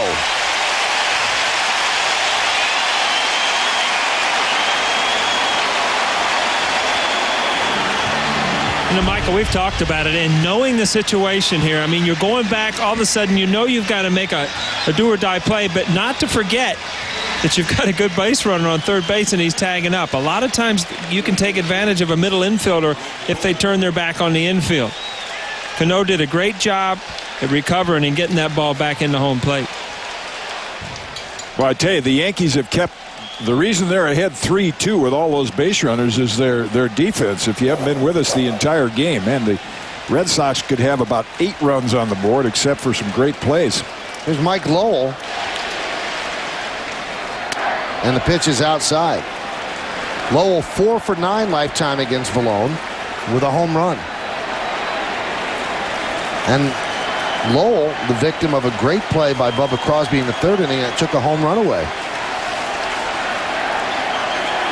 There's Crosby's play. There's Damon's play against Mirabelli. Then the play by Cano. Bernie Williams, a nice play down the right field line.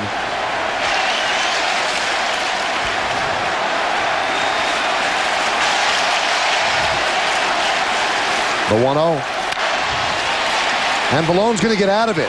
Nice job by Ron Vallone. His biggest moment as a Yankee, and he comes up big. Real big. And he was helped by a great play by Robinson Cano. Nixon with a little blooper in the right. Cano hauls it in. Red Sox score 1. They leave the bases loaded. Now here's a word from Fox News Channel. Top of the 6th inning, and Ron Vallone came in and did an outstanding job getting Nixon and then getting Lowell. Tim Wakefield has to hold the Yankees right here. It'll be the bottom of the order. Cano, Cairo, and Crosby.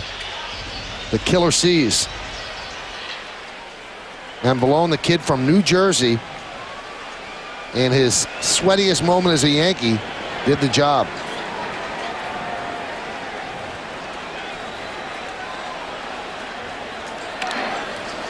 Al back.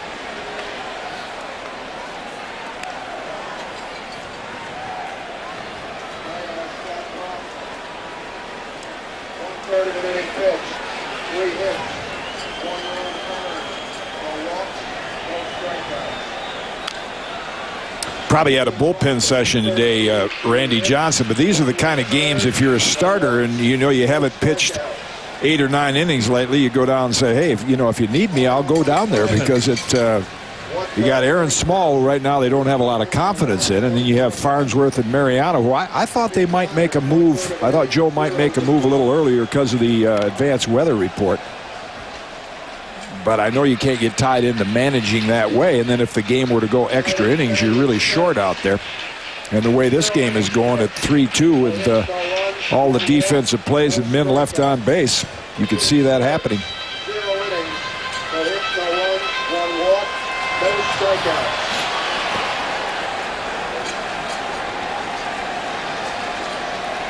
strikeout. Red Sox have left 13 men on.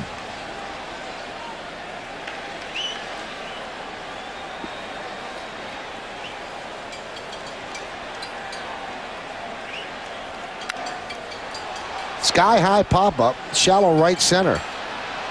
Willie Mopena. 1 away. Well, Tim Wakefield's withstood all the pitching changes that the Yankees have thrown up there, and he's had that knuckleball dancing. 3 strikeouts, got Giambi a couple of times, Cairo again, and it seems as the game is going on, that knuckleball is dancing even more.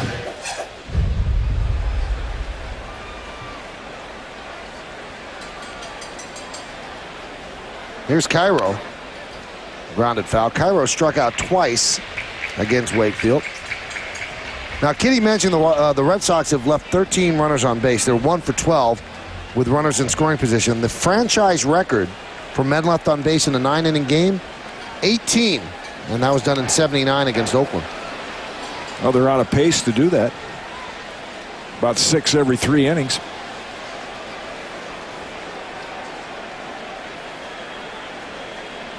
This will be his 100th pitch.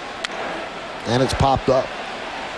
Youkilis near the seats, leaning in. Ouch. Arms not long enough. I'm surprised they even count pitches with Tim Wakefield. That doesn't really make any. I think he could throw 200 if he had to. Youkilis times it, gives it a nice effort.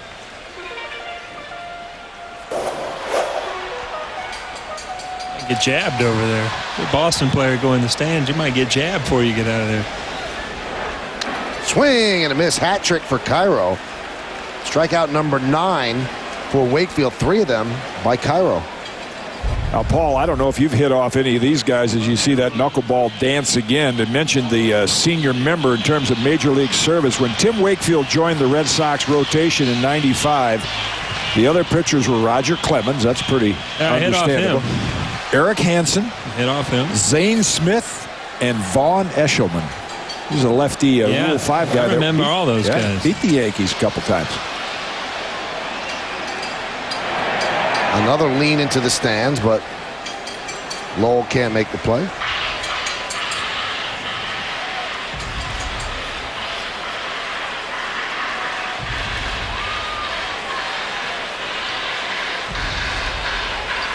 Crosby's had some night, a triple, a single, a stolen base, a run scored, and a sparkling play in left field.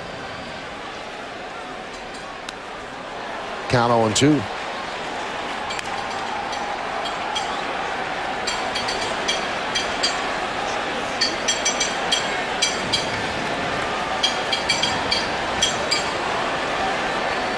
Bottom of the 6th inning, 3-2 Yanks. Rubber game of this 3-game set. Rip foul.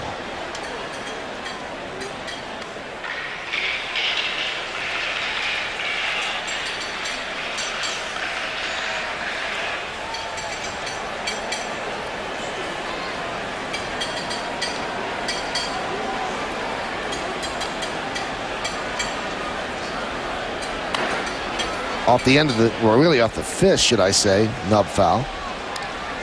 Of course, striking out Yankees, no surprise for Tim Wakefield. His career high in one game is 12, and that was against the Yankees last September.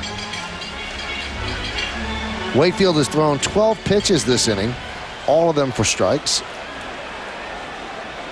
had trouble harnessing his knuckleball in the first inning, gave up 2 runs. That's a high fly ball to right field. Nixon's there, and another 1-2-3 inning for Wakefield. He's retired 7 in a row since Jeter's RBI single. Let's take this baby to the 7th inning. Yankees 3, Red Sox 2. Challenges ahead.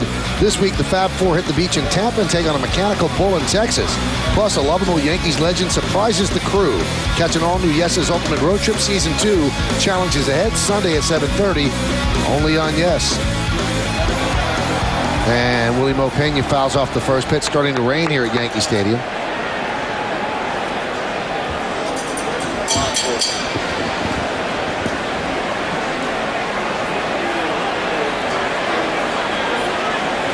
IO Digital Cable scoreboard. Yankees lead 3-2. We're getting it over the PA system here in the press box, but Hideki Matsui is going to undergo surgery tomorrow. He fractured his left wrist. He was examined at Columbia Presbyterian by Yankee team physician Dr. Stuart Hirschon and a hand specialist, Dr. Melvin Rosenwasser. And if you just joined us, here's how it happened in the first inning. Mark Loretta, and the hand got caught underneath the weight of the body and twisted back. And the surgical procedure, again, is going to be tomorrow morning. So his consecutive game streak officially ended tonight anyway because he didn't play a full half inning. But he's going to be on the shelf for a while. Check swing, did he go? Yes, he did. Willie Mopena down on strikes. Well, that's definitely a blow to any organization, any team, to see one of your guys that you can just pencil in the lineup every single day. You know, obviously it's going to give other guys opportunities, but you hate to see that happen. And Kitty, we went over it. Hand, wrist, those kind of injuries are tough on hitters. And, you know, if you're inserting a pin or anything like that in surgery, that's only more time off. So you're looking at a ways before you'll see him back in the pinstripes. What a huge blow for him. He just loves to play every day. He's in the lineup every day, never complains, and he's going to go stir crazy not playing.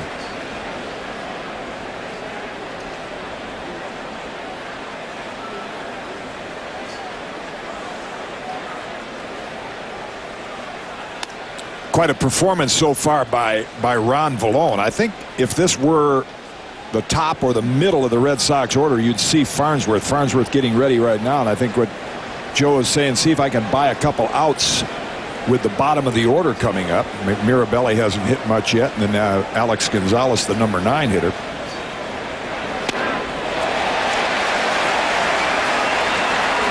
Backdoor breaking ball there, and the count 1-2. Michael, have you heard, I mean, is Sheffield going to come off on the 15 days, or is he indefinite too? It's indefinite. I mean, they hope to have it in 15 days, but in all likelihood, it's probably not that.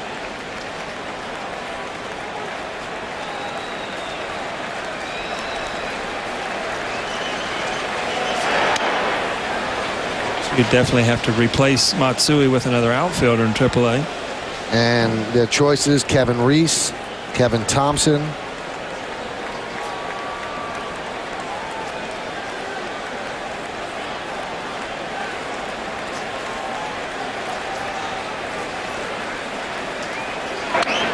Has anybody asked you yet? You don't wish injuries on anybody, obviously, but what it's going to do is the Yankee lineup now is going to take on a little different personality, which in a way will be good to see, because with Bubba Crosby out there, Sheffield's out, Hideki's out, you know, they were kind of plotters, run producers. Melky Cabrera's not a speed burner, but now with Bubba and Melky in there, I think you're going to see more hit and run, bunt, steal bases, and there's enough thunder up and down that lineup to produce enough runs. Line past Jeter and into left center field. Base hit for Mirabelli. As Damon gets the ball in quickly.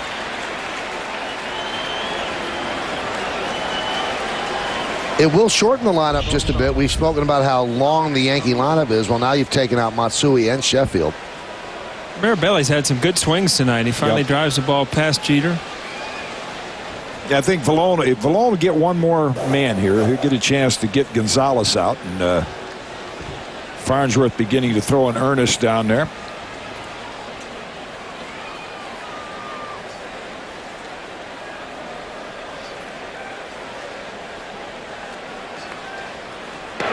teams nowadays, they get tied into that. This guy pitches the 8th, this guy pitches the 9th. Sometimes, and the last inning was an example of it, and the Yankees got good performance out of Myers and Valone. Sometimes you have to save the game in the 6th inning.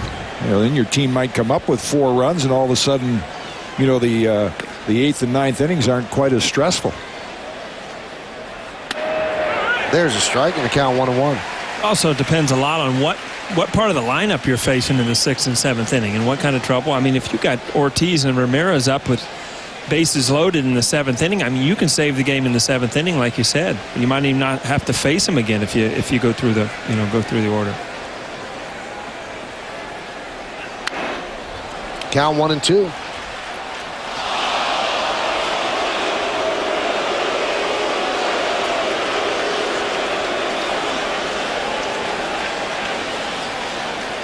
Youkilis is on deck.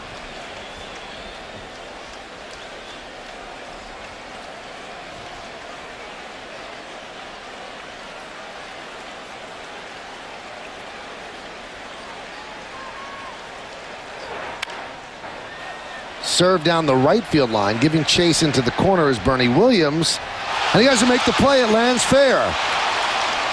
And now it bounces into the stands for a ground rule double, and the Red Sox caught a break because Gonzalez almost passed Mirabelli on the bases, and if Bernie would have just caught the ball on the hop and it had not gone into the stands, would have been 1st and 2nd. I don't know what it is about this, Michael, but it brings back memories. I tell you, there's no place that the wind affects the ball more than in the corners in Yankee Stadium, and all of a sudden you see, I mean, we were marveled in the 1st inning how Bernie made a good play, but for some reason, down in that corner, the wind affects the ball more than any other place in this field.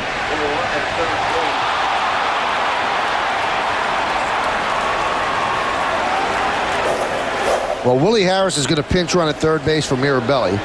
Ron Balone leaves with runners on 2nd and 3rd with 1 out. And Joe Torre goes to the bullpen again. This time he calls for Farnsworth. He needs a strikeout. Yankees holding on to a 1-0 lead. And we're going to have all the action on May 9. That starts at 7. Yankees against the Athletics tomorrow from Yankee Stadium. But this one's far from over. 3-2 Yankees lead. 2nd and 3rd, 1 out. And here's Kyle Farnsworth.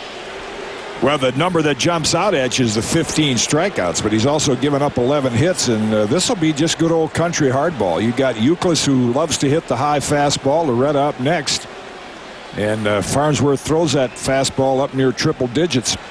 You got to believe he's going to hit triple digits tonight. I mean, you come in Yankee Stadium in a full house against Boston. You haven't pitched in a few days. You feel back like you're rare back and let her loose tonight.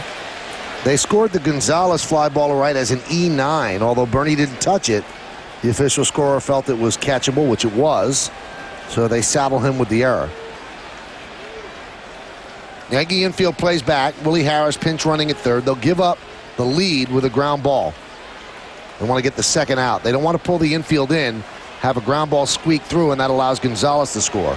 Now, Paul, playing right field here when you first got traded over here, did you, in batting practice, take a lot of fly or watch? Because, like you said, that corner, I mean, that really points up the inexperience of a right fielder. It's different than any other right field. Yeah, I don't know what it is about that corner, that the wind, I don't know if it swirls there or whatever, but, I mean, you take a lot of balls in batting practice every single day, but how many fly balls do you get hit right down that line? Not very many. Can't work on that play. Yeah. It's funny, Bernie was worried about that play in spring training. He told me, he said, the one play that you can't practice, especially at Yankee Stadium, is a ball that starts out in the stands and then blows back to the field. He said, I haven't seen that ball in spring training, and it's just a very difficult play to make. And also, although the dimensions are the same in Legends Field, there's not that wall and there's not a stands there. Count 0-2.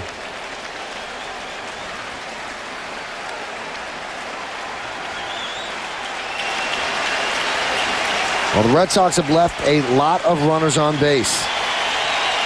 They've left 13 runners in scoring position. There are 2 there right now. The Yankees would like to make it 15.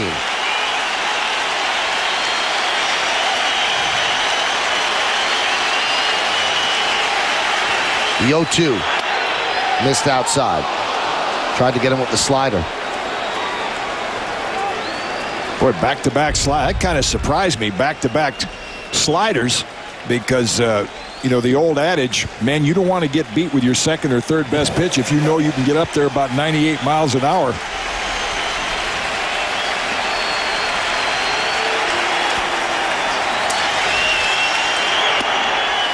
Another slider. Wow. You know, Kitty, Farnsworth's a lot like those split fingers and knuckleball. He can overthrow that slider, and as hard as he throws, you know, this is a tough guy for Georgie to be calling sliders with the Well, man on the third rain base, is too. coming down. It's tough for the hitter to see, and the guy can throw it almost 100. Rain intensifying here at the stadium. 2-2.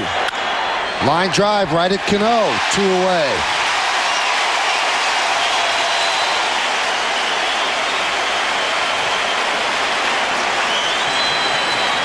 Again, sometimes it just doesn't even out, Kitty. I mean, Youkilis has a good at bat, fights back, and what do? You put the ball and play hard,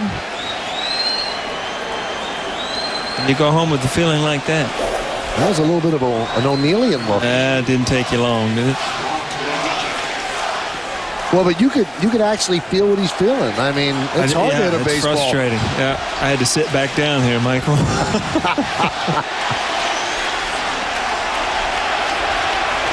Here's Mark Loretta. He's hurt the Yankees this entire series. 8 for 14 against the Yanks. He's 3 for 4 today. 7 for 17 lifetime against Farnsworth. You can't pitch around him because the man on deck is David Ortiz.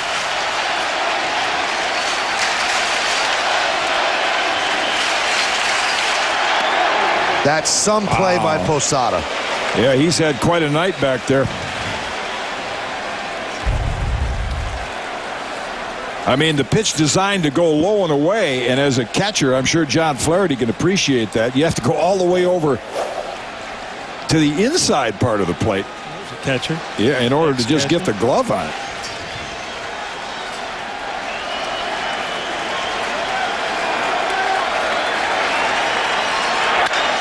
Hit sharply, diving play by Jeter from his knees. And the ball is not free. 2-run score, and the Red Sox take the lead 4-3.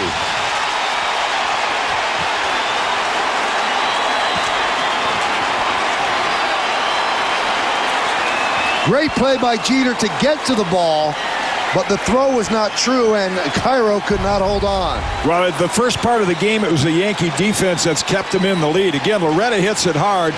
Derek from his knees, and a nice play by Cairo. He just cannot keep the ball in the glove. You see two plays this inning. Bernie, you know, in right field, and Cairo at first base. I mean, these are second positions to him, too. But you're right. He made a tremendous play, but the ball didn't stay in his glove. Here's Ortiz. Now that's a base hit.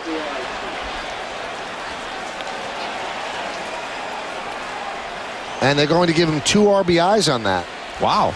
I guess if you scored a base hit, that runner didn't advance, but I thought he'd get an E6 for allowing the second runner to score. Well, I've talked to Howie about it. Howie Carpin, the scorer tonight. I think because Derek made a good play in getting to it.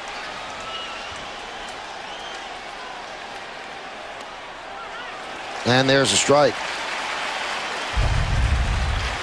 There again, nice diving stop. Ball's hit hard. I think Derek didn't feel he had enough time to get up to a knee. And Cairo is this little snow cone. It ran up into the top of his glove, and he couldn't maintain control of it. Rare show of emotion by Jeter. The 0-2. Did he hold up? No, he did not. Ortiz goes around. But not before the Red Sox score. 2 runs, 2 hits, 1 big error, and 1 man left on base. At the end of 6 1/2, it's time for the 7th inning stretch. And while you're standing, remain so as we honor America and listen to the voice of Yankee Stadium, Mr. Bob Shepard. At our game, and Mets-Phillies, watch Aaron Rowan track this ball down off the bat of Xavier Nady. Bam! Face plant into the wall. Almost a whiplash case there. He suffered a broken nose. They took him to the hospital, checking for a possible concussion. They're in a rain delay right now, bottom of the 5th in Philly, the same weather system that's affecting us as we get you back to the Bronx. Michael, Kitty, and Paul. Oh, that's an awful injury. Rowan's meant so much to the Phillies, and the Phillies have won 9 of their last 10 games, and they could ill afford to lose him. He played center field last year for the world champion White Sox. Well, now we go to the bottom of the 7th inning. A couple of defensive changes for the Red Sox as we look at the IO digital cable scoreboard. Boston leads the Yankees 4-3. There's a new center fielder for the Red Sox. That's Willie Harris. And there's a new catcher for the Red Sox. That's Jason Varitek. And now Terry Francona goes to the bullpen, and he calls on Mike Timlin. Mike Timlin, as usual, pitches a lot of games for the Red Sox. 13 innings, but a lot of games. Hits. He's done a good job setting up Papelbon. Well, I guess the way Terry Francona would draw it up is Timlin for an inning, Folk for an inning, and then Papelbon. Johnny Damon 0 for 11 against his former teammate.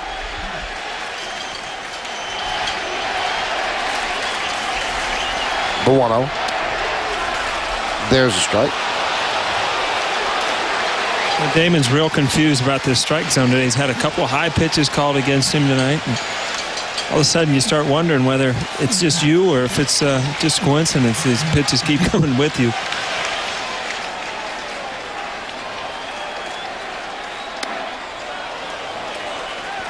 Now here's what I've always wondered. You're looking at 68-mile-an-hour fastballs. Now this guy's throwing 95. Is your bat slower because of the 65-mile-an-hour It's a knuckleball? bigger adjustment because you're used to the 93, 94 every single day. It's a bigger adjustment going to Wakefield than it is to your normal pitcher, per se. Ground ball to short. Check that. The second, Loretta. 1 away. It hasn't gone as long yet, but in terms of innings, but this game is got the kind of excitement that we saw when July 1st a couple of years ago. Yep.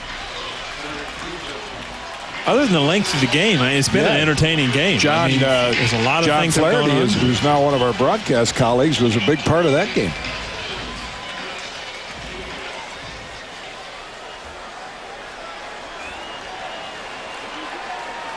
Jeter does not have good numbers against Timlin. 2 for 19.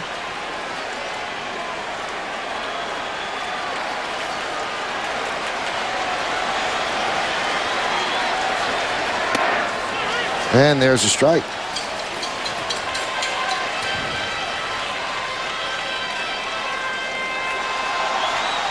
You know, Jeter would like to atone for that play, although it was just scored a base hit anyway. But if Jeter gets to a ball, he thinks he should make the play. And that let the 2 runs in. That gave the Red Sox the lead. They've been playing from behind all game. Now finally with a lead, the 0-1. And that one's driven into right center field. It's a base hit. They put in Willie Harris for defense, and he speedily cuts the ball off in the gap to hold Jeter to a single. Third base hit for Jeter. Now they wanted it away, and Timlin left it right in the middle of the zone. And when you're swinging the bat as well as Derek is right now, you don't miss those. That's your bread and butter, too. Derek, when he's at his best, as you said, Kitty, he's driving the ball to right center and to right field.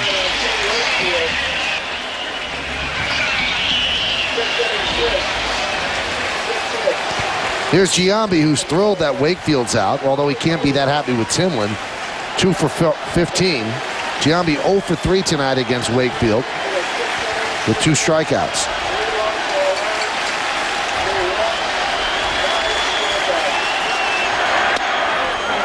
And a strike.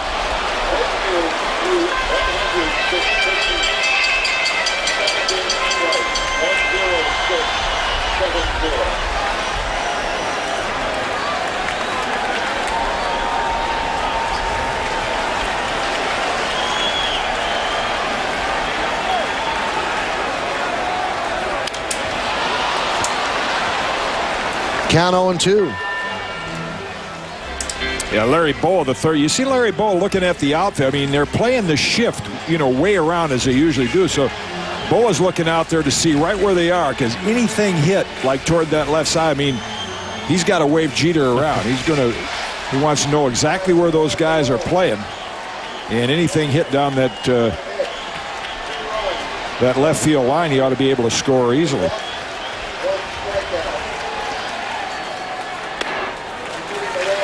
Count 1-2. And you always think of Jason as a pull hitter, Paul, but I know this was one of your strengths with 2 strikes, and Tino Martinez was good at it. If they keep throwing that ball on that outside corner, that's a pretty fertile area out there down left field. You could drive a semi-truck over third base right now. Lowell shading up the middle as if he was a shortstop, but he's the third baseman. So most of the left side is open, and Manny Ramirez playing in left center. So most of left field is open.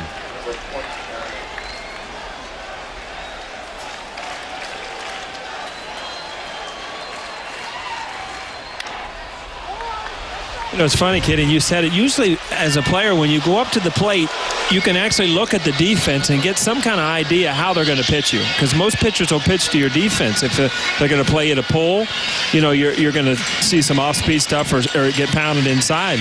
And they're constantly throwing him away with sinkers. Obviously, that's Timlin's one of his strengths. But you're not pitching to your defense right now. Yeah, I think what they're hoping for is Jason is pull conscious. So even though they pitch him down and away, they're anticipating that he'll try to pull that ball. Slider in.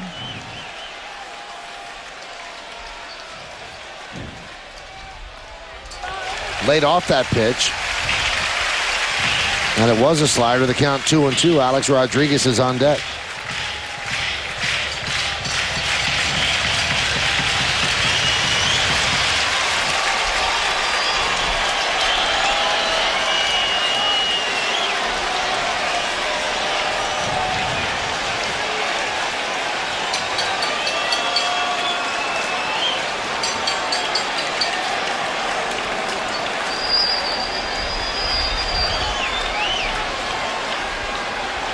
Jeter goes, pitches up and away, throw to second, not in time. Jeter's third stolen base of the night. You know, a lot of times you blame the catcher, but Jeter had a tremendous jump. Varitek had a great pitch to throw on, but still had no chance. Most of the base stolen, as good as the catchers are these days, are stolen on the pitcher. That could have been a tricky play. He goes in there standing up. He'd go right on to third. There's nobody at third base. Timlin's standing on the mound. Lowell's way over there. 3 stolen bases in one game ties a career high for Jeter. He did it June 14th of 2002 against the Mets.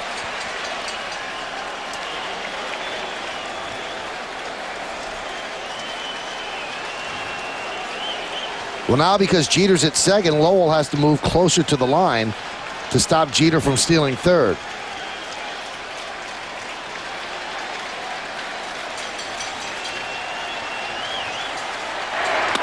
Struck him out. Giambi, who has reached base straight in 26 consecutive games, is 0 for 4. Well, here's the sequence. Inside, that's a pretty good pitch that he missed. This is way high and away. In on the hands, lays off that. And there again, I think that the pitch outside when you're when your intent is to pull the ball, that's the toughest pitch to hit.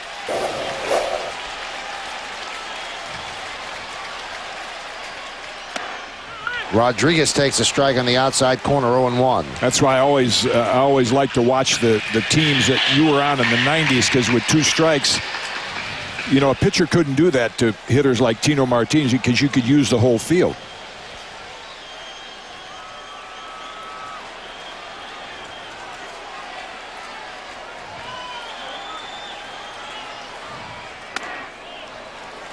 A little bit high in the count, 1-1.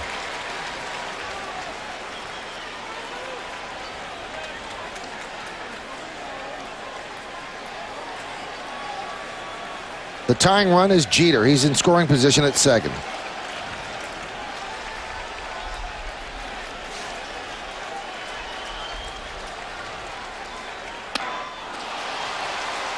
Count 1-2. Boy, Timlin, he's picked up a little extra giddy up. He's getting that thing up there tonight. I mean, he's always had good stuff. Like we were talking about last night, he's right on the borderline of having closer stuff and great setup stuff. And he's done both, and he just early in his career had trouble throwing enough strikes, but I mean when he's on, he can be as tough as anybody on lefties and righties because he gets a lot of movement.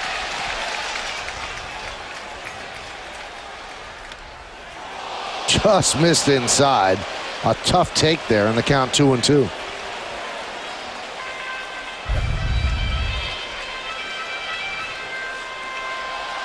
Very close.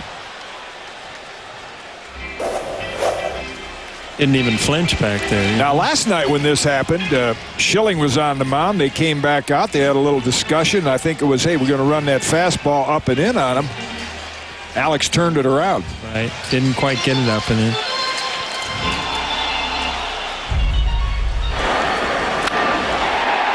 The one you talked about, Kitty, and I'll tell you what, that was one of those majestic home runs that just kept going and going.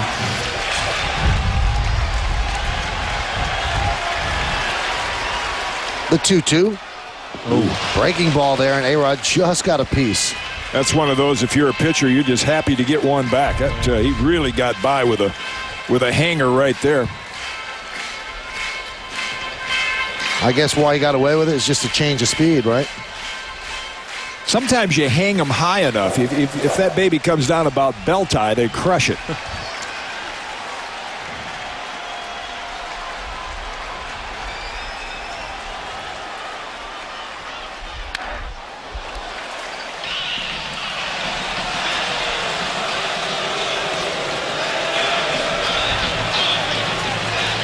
Yankees 2 for 9 in these situations tonight. Neither team has been Herculean in these efforts. It's a game when it's over with. Both teams, whoever wins is going to say we're fortunate to win, and the other team's going to say we let this one slip away, because both teams have had a lot of opportunities to break the game open. Drilled down the left field line and foul. He didn't miss a home run by much. Another conference. I'll see if he turns on a couple of pitches like that, it's going to discourage pitchers from coming in there. And then if they go slider low and away, I mean, I always thought that's where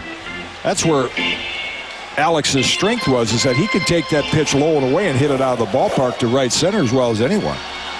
He's a much better low ball hitter than high ball hitter.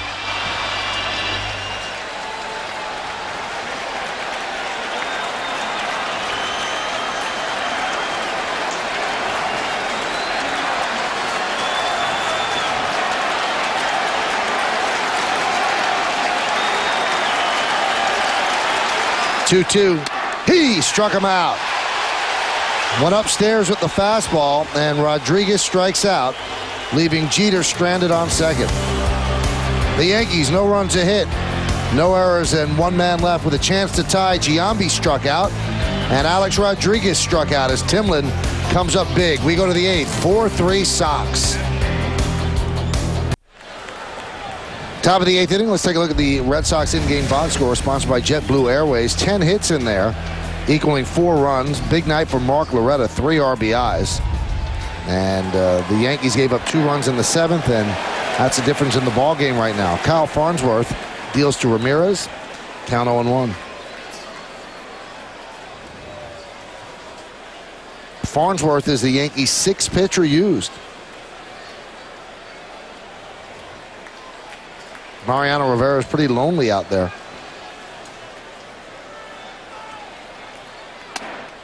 And there's a strike. 98-mile-an-hour fastball.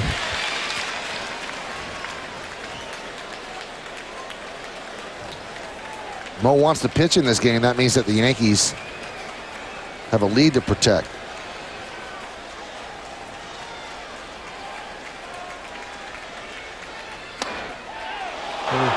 Also, by having this situation, well, now you might actually have that Farnsworth pitch 2 1/3 innings.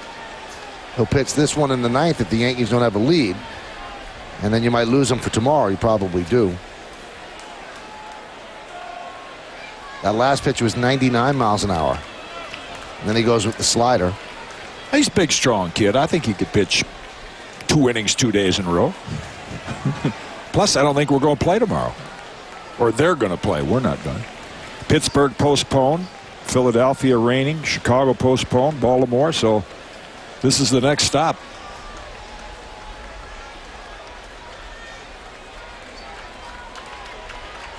Swing and a miss. Got him on the slider. Boy, it'd be fun if you could throw a fastball 99 and had an 88-mile-an-hour slider. You don't see Manny Ramirez look that bad on a pitch very often. That just shows you the kind of stuff Farnsworth has when he shows you a couple hard fastballs and then he throws a good slider.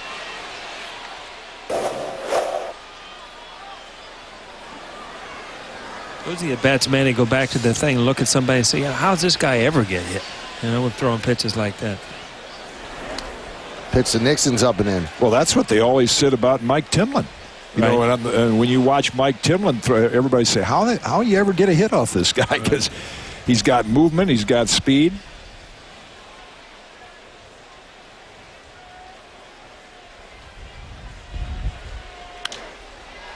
High fly ball. Cairo gives it a look, but it's deep in the seats.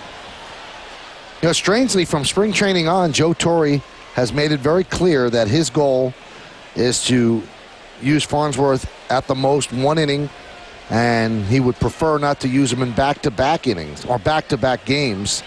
That's why he wanted to alternate Farnsworth and Tanyan Sturtz, but Sturtz has not been as effective as Joe would want him to be, or as he would want himself to be. And in this case, he's going to have to use Farnsworth for more than an inning for sure. That was a 99-mile-an-hour fastball. That just sounds hard. 99, though.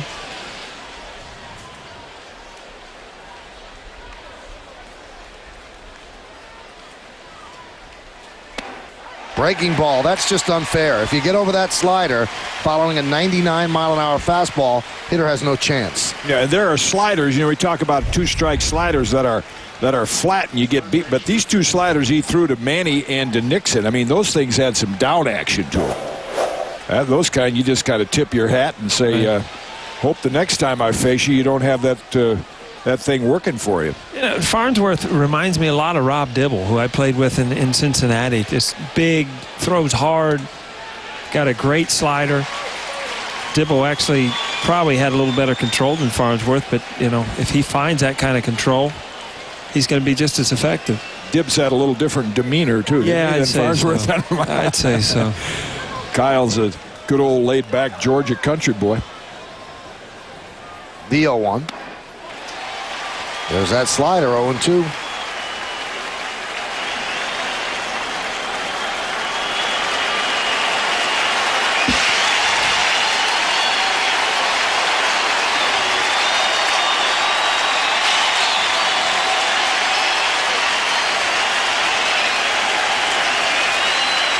The 0-2.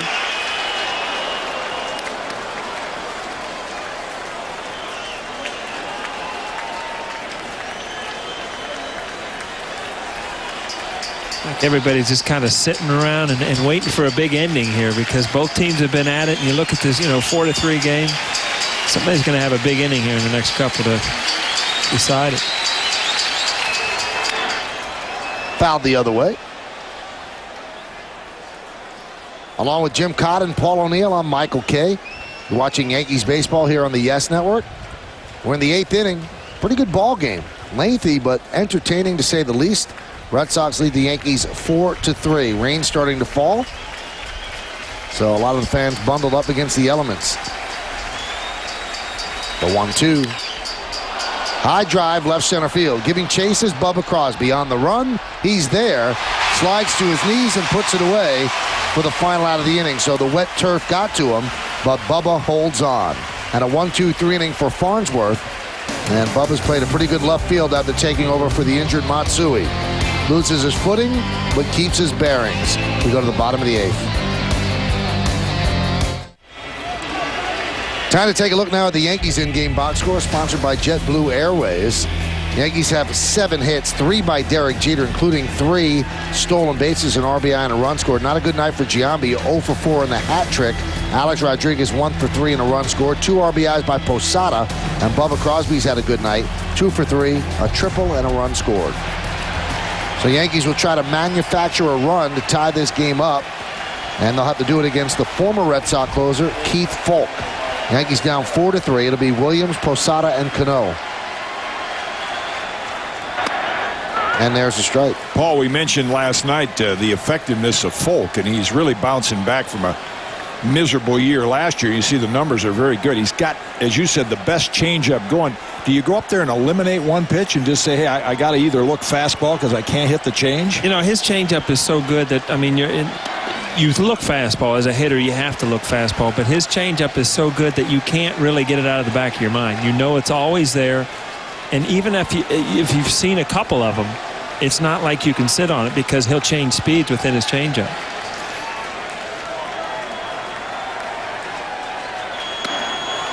So even though you know he's going to throw at least one or two changeups to you in at bat, you can't eliminate the fastball in your mind? No, because, I mean, you want to hit off the fastball. But what if he never throws it to you? Well, He will. You can adjust. You can adjust down to a changeup if you're doing everything right mechanically. But to look changeup, I mean, that's when you're going to start getting in big trouble, when you constantly are looking for that off-speed pitch. That one's driven deep to left center field. No one's going to catch that. It splits the outfielders and goes up against the wall. And Bernie is at second with a double to lead off the eighth.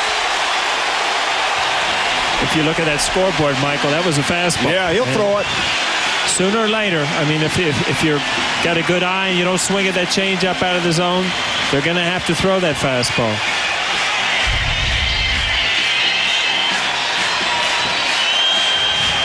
Just missed with two changes, puts this one up and away. And there's the difference in Bernie's at bat and Giambi and A-Rod.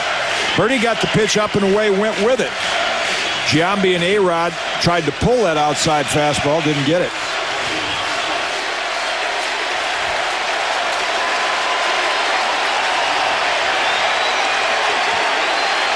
I got the Yankee bench up. Now here's Posada. This is more like the game you're used to seeing between the Yankees and the Red Sox. One double away from Babe Ruth on the Yankees all-time list. Red Sox playing for the bunt at third base. Count 0-1.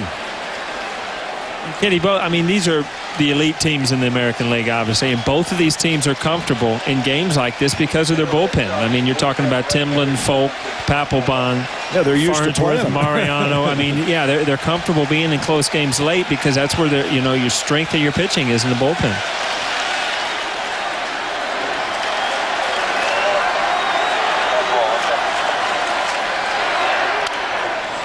Foul back.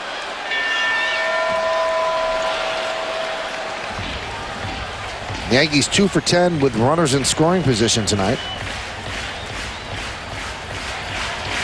Folk got him out front on the first pitch. It's a changeup. Then he comes in with the fastball, but that fastball has to be exactly where he wants it. Got it right in on his hands. Not much you can do with it.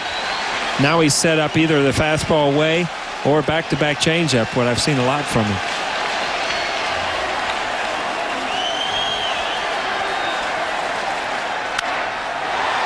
High fly ball center field. Probably not deep enough to advance Bernie. And it's not, as Bernie just stays at second. Willie Harris makes the play. You saw that shot of Jonathan Papelbon warming up, and I think if Terry Francona, like Joe Torre, is looking ahead, the Red Sox are supposed to go home and play 3 games, and it doesn't look promising for them to play either. So it wouldn't be surprising to see him bring Papelbon. You know, if there's some tough right-handed hitters coming up right now, I think maybe you'd see Papelbon in there already, but he'd use him for a 4-out save if necessary. Mariano, in all likelihood, will pitch the 9th inning.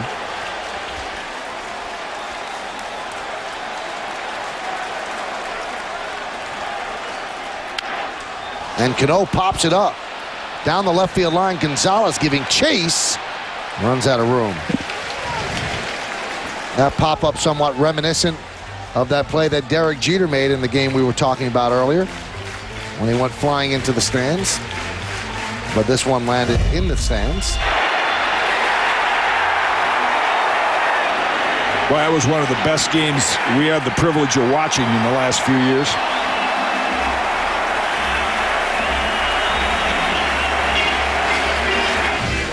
And it ended with John Flaherty's double. That brought in the winning run.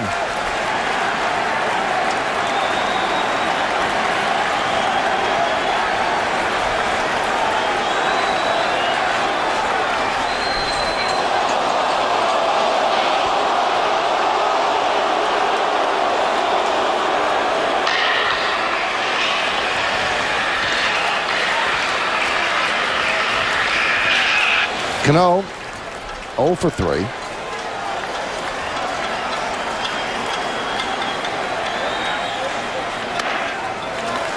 Count 1-1.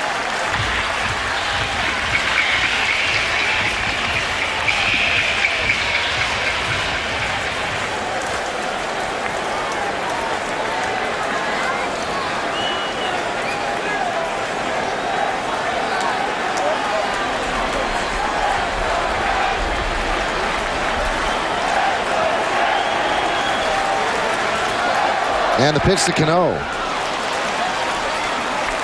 1-2. Once in a while, as a hitter, you get up there and you see a pitch like, this wasn't in the scouting report, and I look at this pitch. That was either a slider or a cutter.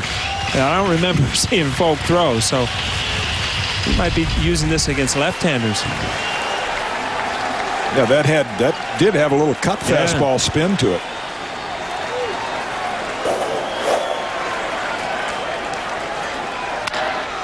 Grounded to first. Youkilis backs up. Flips to Folk. 2 away as Bernie moves to third.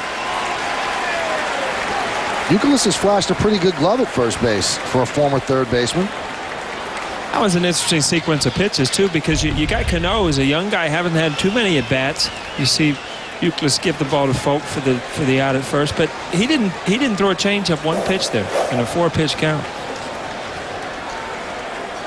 Well, he is going to go to Papelbon. He wants to close this out right now. Papelbon, a rookie, is 12 for 12 in save situations. He'll face Miguel Cairo with a tying run at third.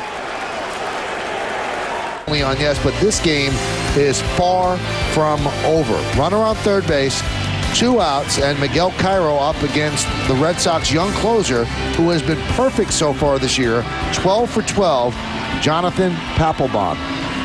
And you don't think of Miguel Cairo as one of your top run producers, but I tell you what, if you look back to 2004 and you see those glowing numbers of Papelbon, just 13 base runners in 19 innings, that's kind of Mariano Rivera type numbers.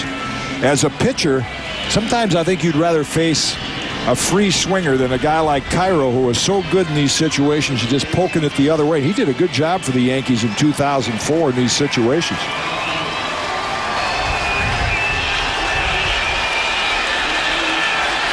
One thing, he's struck out against the knuckleball, but against a conventional pitcher, he is very difficult to strike out.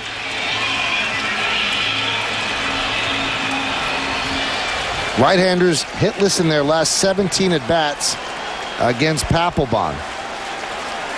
Yankees with runners in scoring position and 2 outs, 2 for 6 tonight, 225 on the season. 4-3 Red Sox lead. We're in the bottom of the 8th. Bernie Williams at third.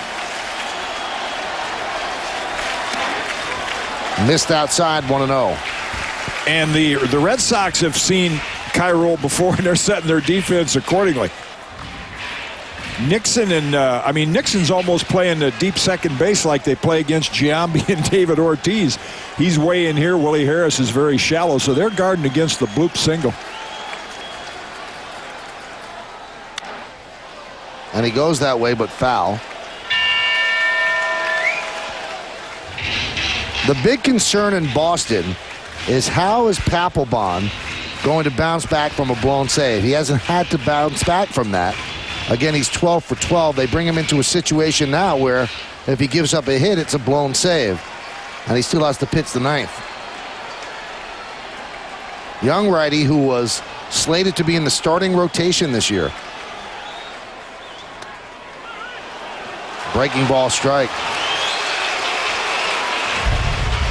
Left as a splitter or a slider.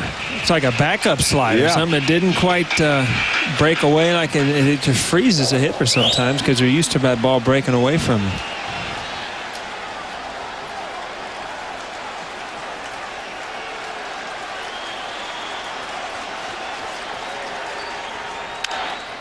Driven the other way. Papelbon assumed the closer role because Folk just wasn't comfortable at the beginning of the year. And the Red Sox felt that they had enough starting pitching. Since then, the injury to David Wells. Also in spring training, they traded Bronson Arroyo. And they're using Lenny DiNardo in the starting rotation. But still, because of the shortage, or despite the shortage, they still feel comfortable with Papelbon as the closer, and he'll probably remain that way the rest of the year.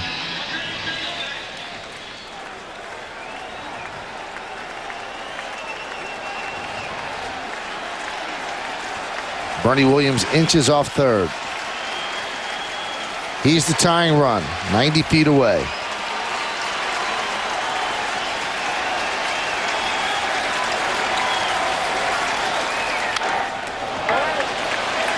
You can see the pitcher's got one thing in mind, run that ball up and in on his hands. And Cairo's got one thing in mind. I want to try to fight it off and bloop it to right field. You know, as a right fielder, you pick up on that, too. You can see a hitter that's trying to serve it out to right. And every foul ball, Nixon's moved in a step. Doesn't seem like he's going to drive it over his head, and he sure doesn't want to drop it at his feet. 25 years old. The 1-2, driven the other way and foul. He saw some time with the Red Sox last year, 17 games, 3 starts, 3-1 with a 2.65 ERA.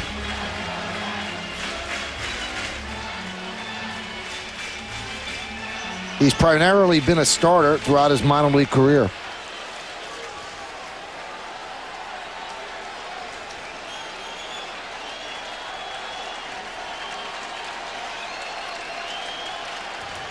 And the 1-2. Good battle by Cairo.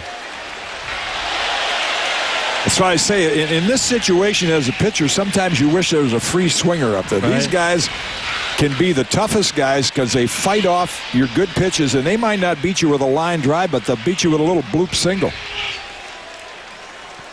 Bubba Crosby on deck.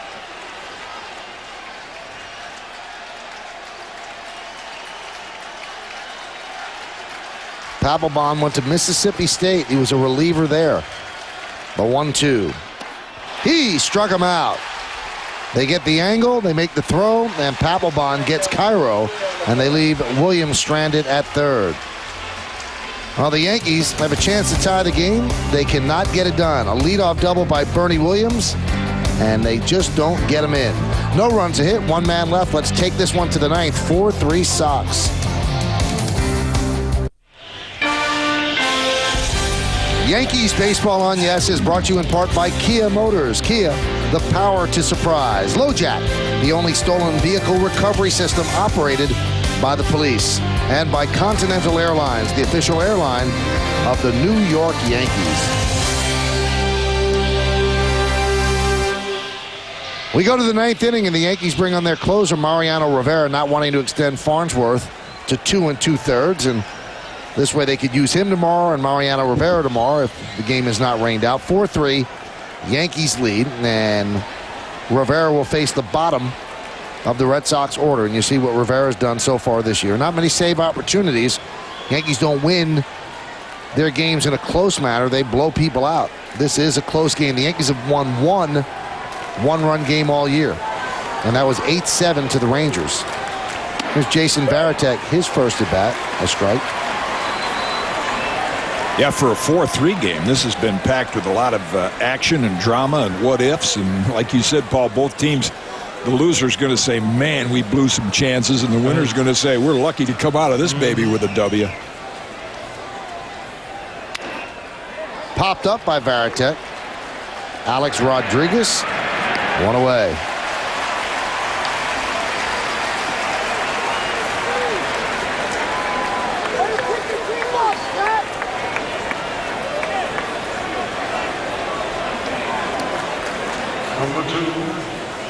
There's Willie Harris. Harris pinch ran for Mirabelli in the 7th, so this is Harris's first at bat. Papelbon waiting to pitch the bottom of the 9th. He's got that good short reliever stare.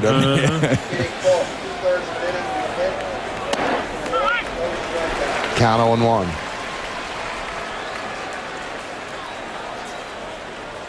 If you think about it, Papelbon looking out at the mound thinking, you know, this is who I want to be. This is Mariano. I mean, he's done it for years. This is what I want to become.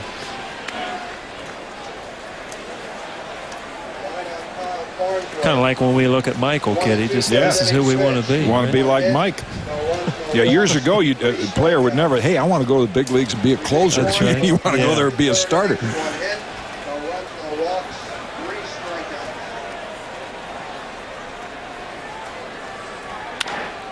Harris slaps one the other way, foul.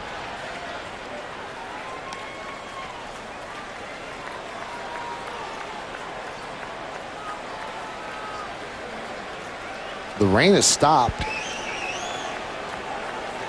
It's really supposed to start coming down right around midnight.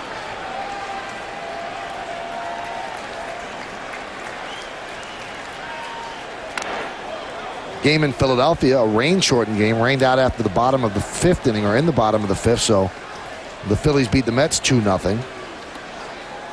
Taking 2 out of 3 from the Mets, and the Phillies now have won 10 of their last 11.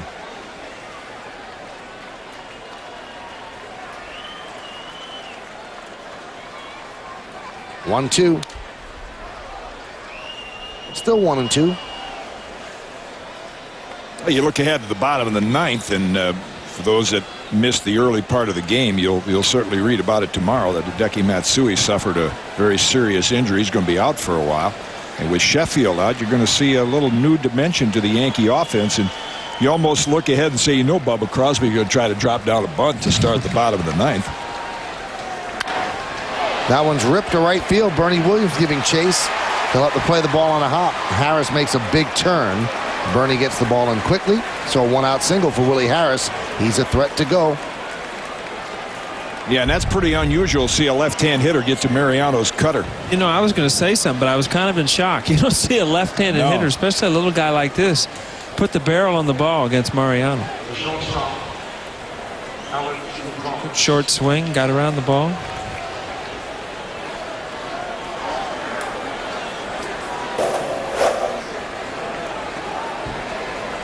Let's keep Maz busy for a while. Lee Mazzilli, he calls all the pitch outs, the throwovers.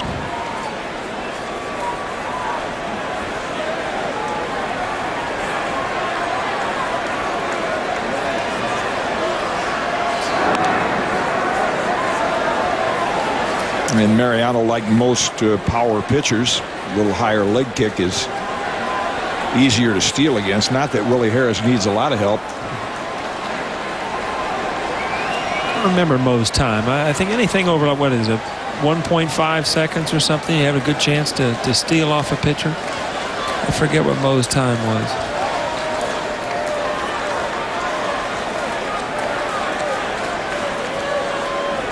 There he goes. And that one's grounded back to Rivera. He checks Harris at second. They make the out at first, so there's 2 down with a runner on second base. Hey fans, get a second chance to see the latest game with WB Mason Presents Yankees Encore. It's only on Yes. Tune in every night or the next morning at 9 for the big hits and great plays another time around. Don't miss WB Mason Presents Yankees Encore, only on Yes.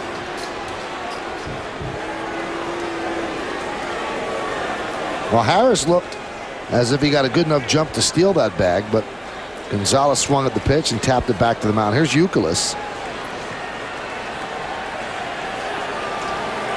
Youkilis is 1 for 4 with a walk.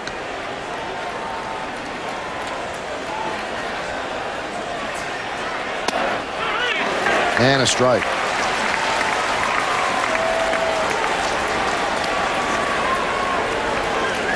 Eventful night. Reached on an error, struck out, walked, hit a single,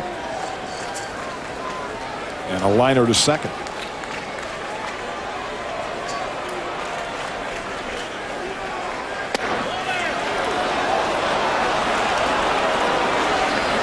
And the count 1-1.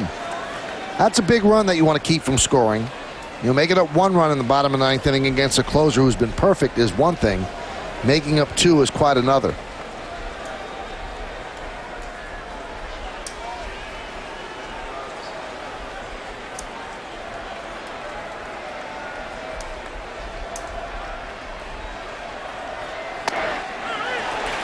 He started that cutter at the body, and it whispered across the inside corner. The count 1-2.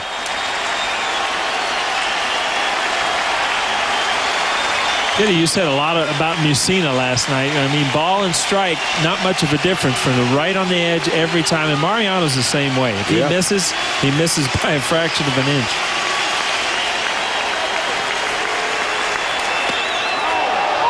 And there's that just missed. Yeah, that's a pitch that Mo has gone to. Paul said earlier, you know, from as Don Mattingly said, a lefty to a lefty, that breaking ball at you. They're pulling away and hitting it that way. Mo gets by with that pitch. Right-handers don't pull away from that pitch like left-handers do against lefties.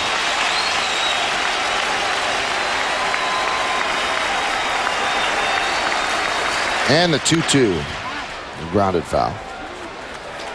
When he first started throwing that, I was amazed because I thought, man, right-hand hitters are just going to turn and pull that. But it's got such a late break. I think that ball coming at them freezes them for just an instant. Most right-handers are so intent on taking Mo the other way too, because his ball naturally cuts that, you know, you're thinking about keeping that front shoulder in there.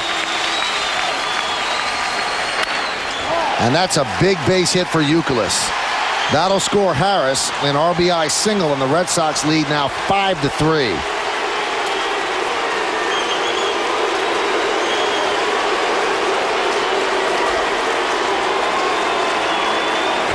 That just missed with the inside cutter, and this one didn't get out there enough. This hung right in the center of the zone,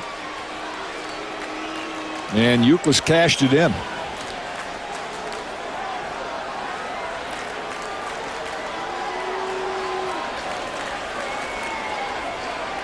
I think you could see by Mo's body language and talk to himself, he knew he didn't get on top of that pitch like he normally does.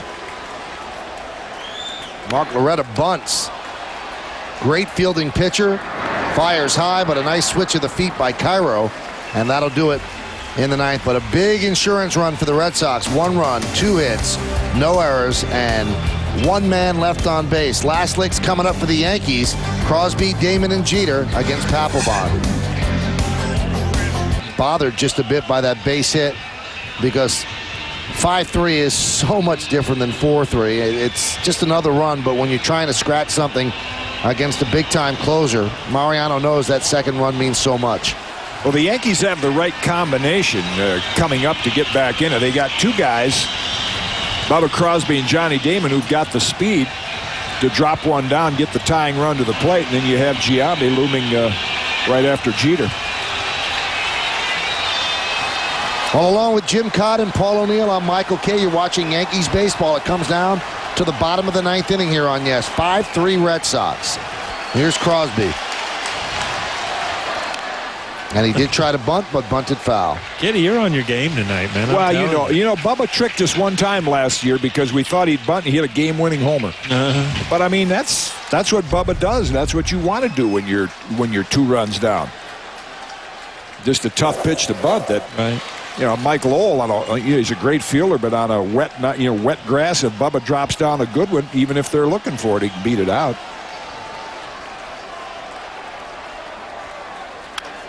Check swing, fouled away.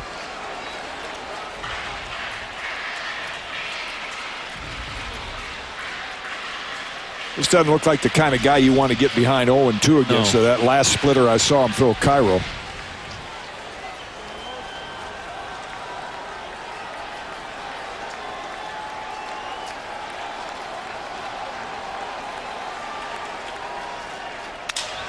Broken back, ground ball to second base. Loretta to Youkilis, and they just get Crosby 1 away.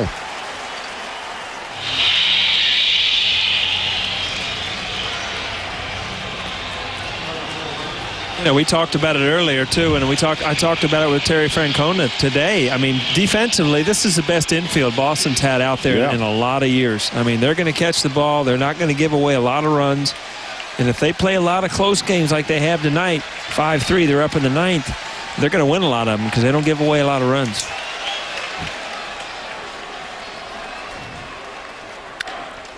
Popped up.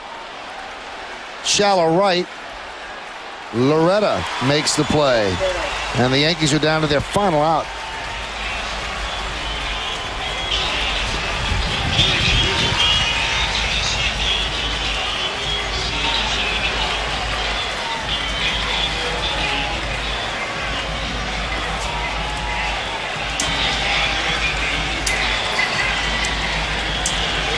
Here's Jeter, 3 singles for him. And he flied out to center in the second, his only time they got him. He also has 3 stolen bases, which ties a career high. Last did it in 2002. Throwing an RBI and a run scored in there. Good night for Jeter, hitting .349.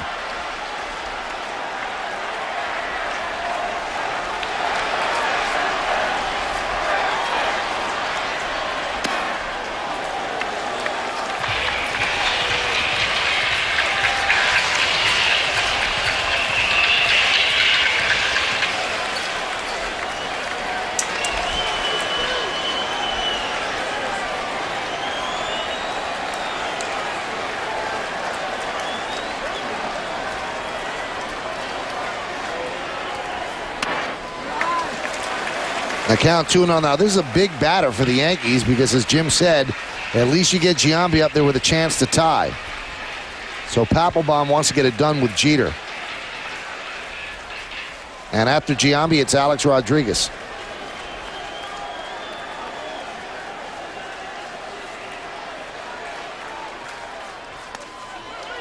Strike on the outside corner, 2-1.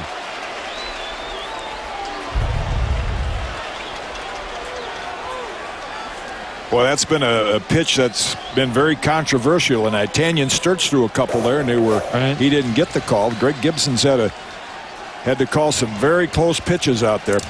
Flip a coin night on that pitch. Jeter fouls back the 95-mile-an-hour fastball, and now the Yankees down to their final strike.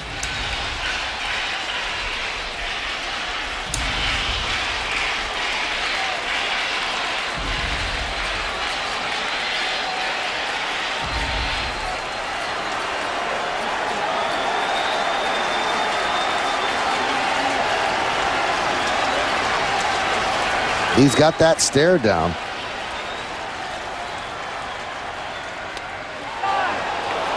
Just inside, and the count now full. Decided to go with a splitter on 2-2.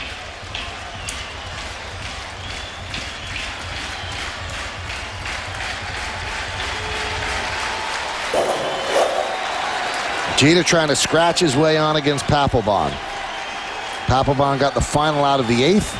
Now the first 2 outs here in the 9th. Shaking off the veteran Varitek. The 3-2. He walked him. That'll bring Giambi up as the tying run.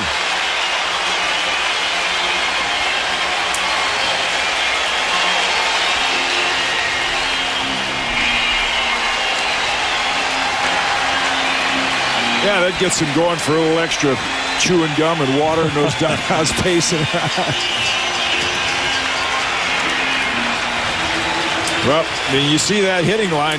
Papelbon's certainly not going to be any tougher than the 2 guys he faced before that, Wakefield and Timlin. These at-bats were always tough on me. I know Giambi's a home run hitter, and I wasn't. But you have to try to block out the situation, because if you go up there with one thing on your mind, it's too hard to try to hit a home run in a certain side. If he makes a mistake, you'll react to it. Jeter goes. The ball is popped up.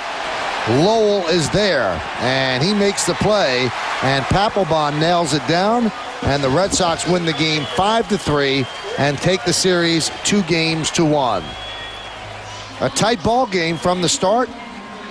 Mark Loretta has hurt the Yankees this entire series, but the biggest hurt for the Yankees tonight happened in the top of the first inning when Hideki Matsui tried to make a diving catch on a Loretta line drive and hurt his wrist. He's going to have surgery tomorrow, and they say that he has a broken bone in his wrist, so he is going to be out for a while. So while the loss is painful, the loss of Matsui perhaps a lot more painful.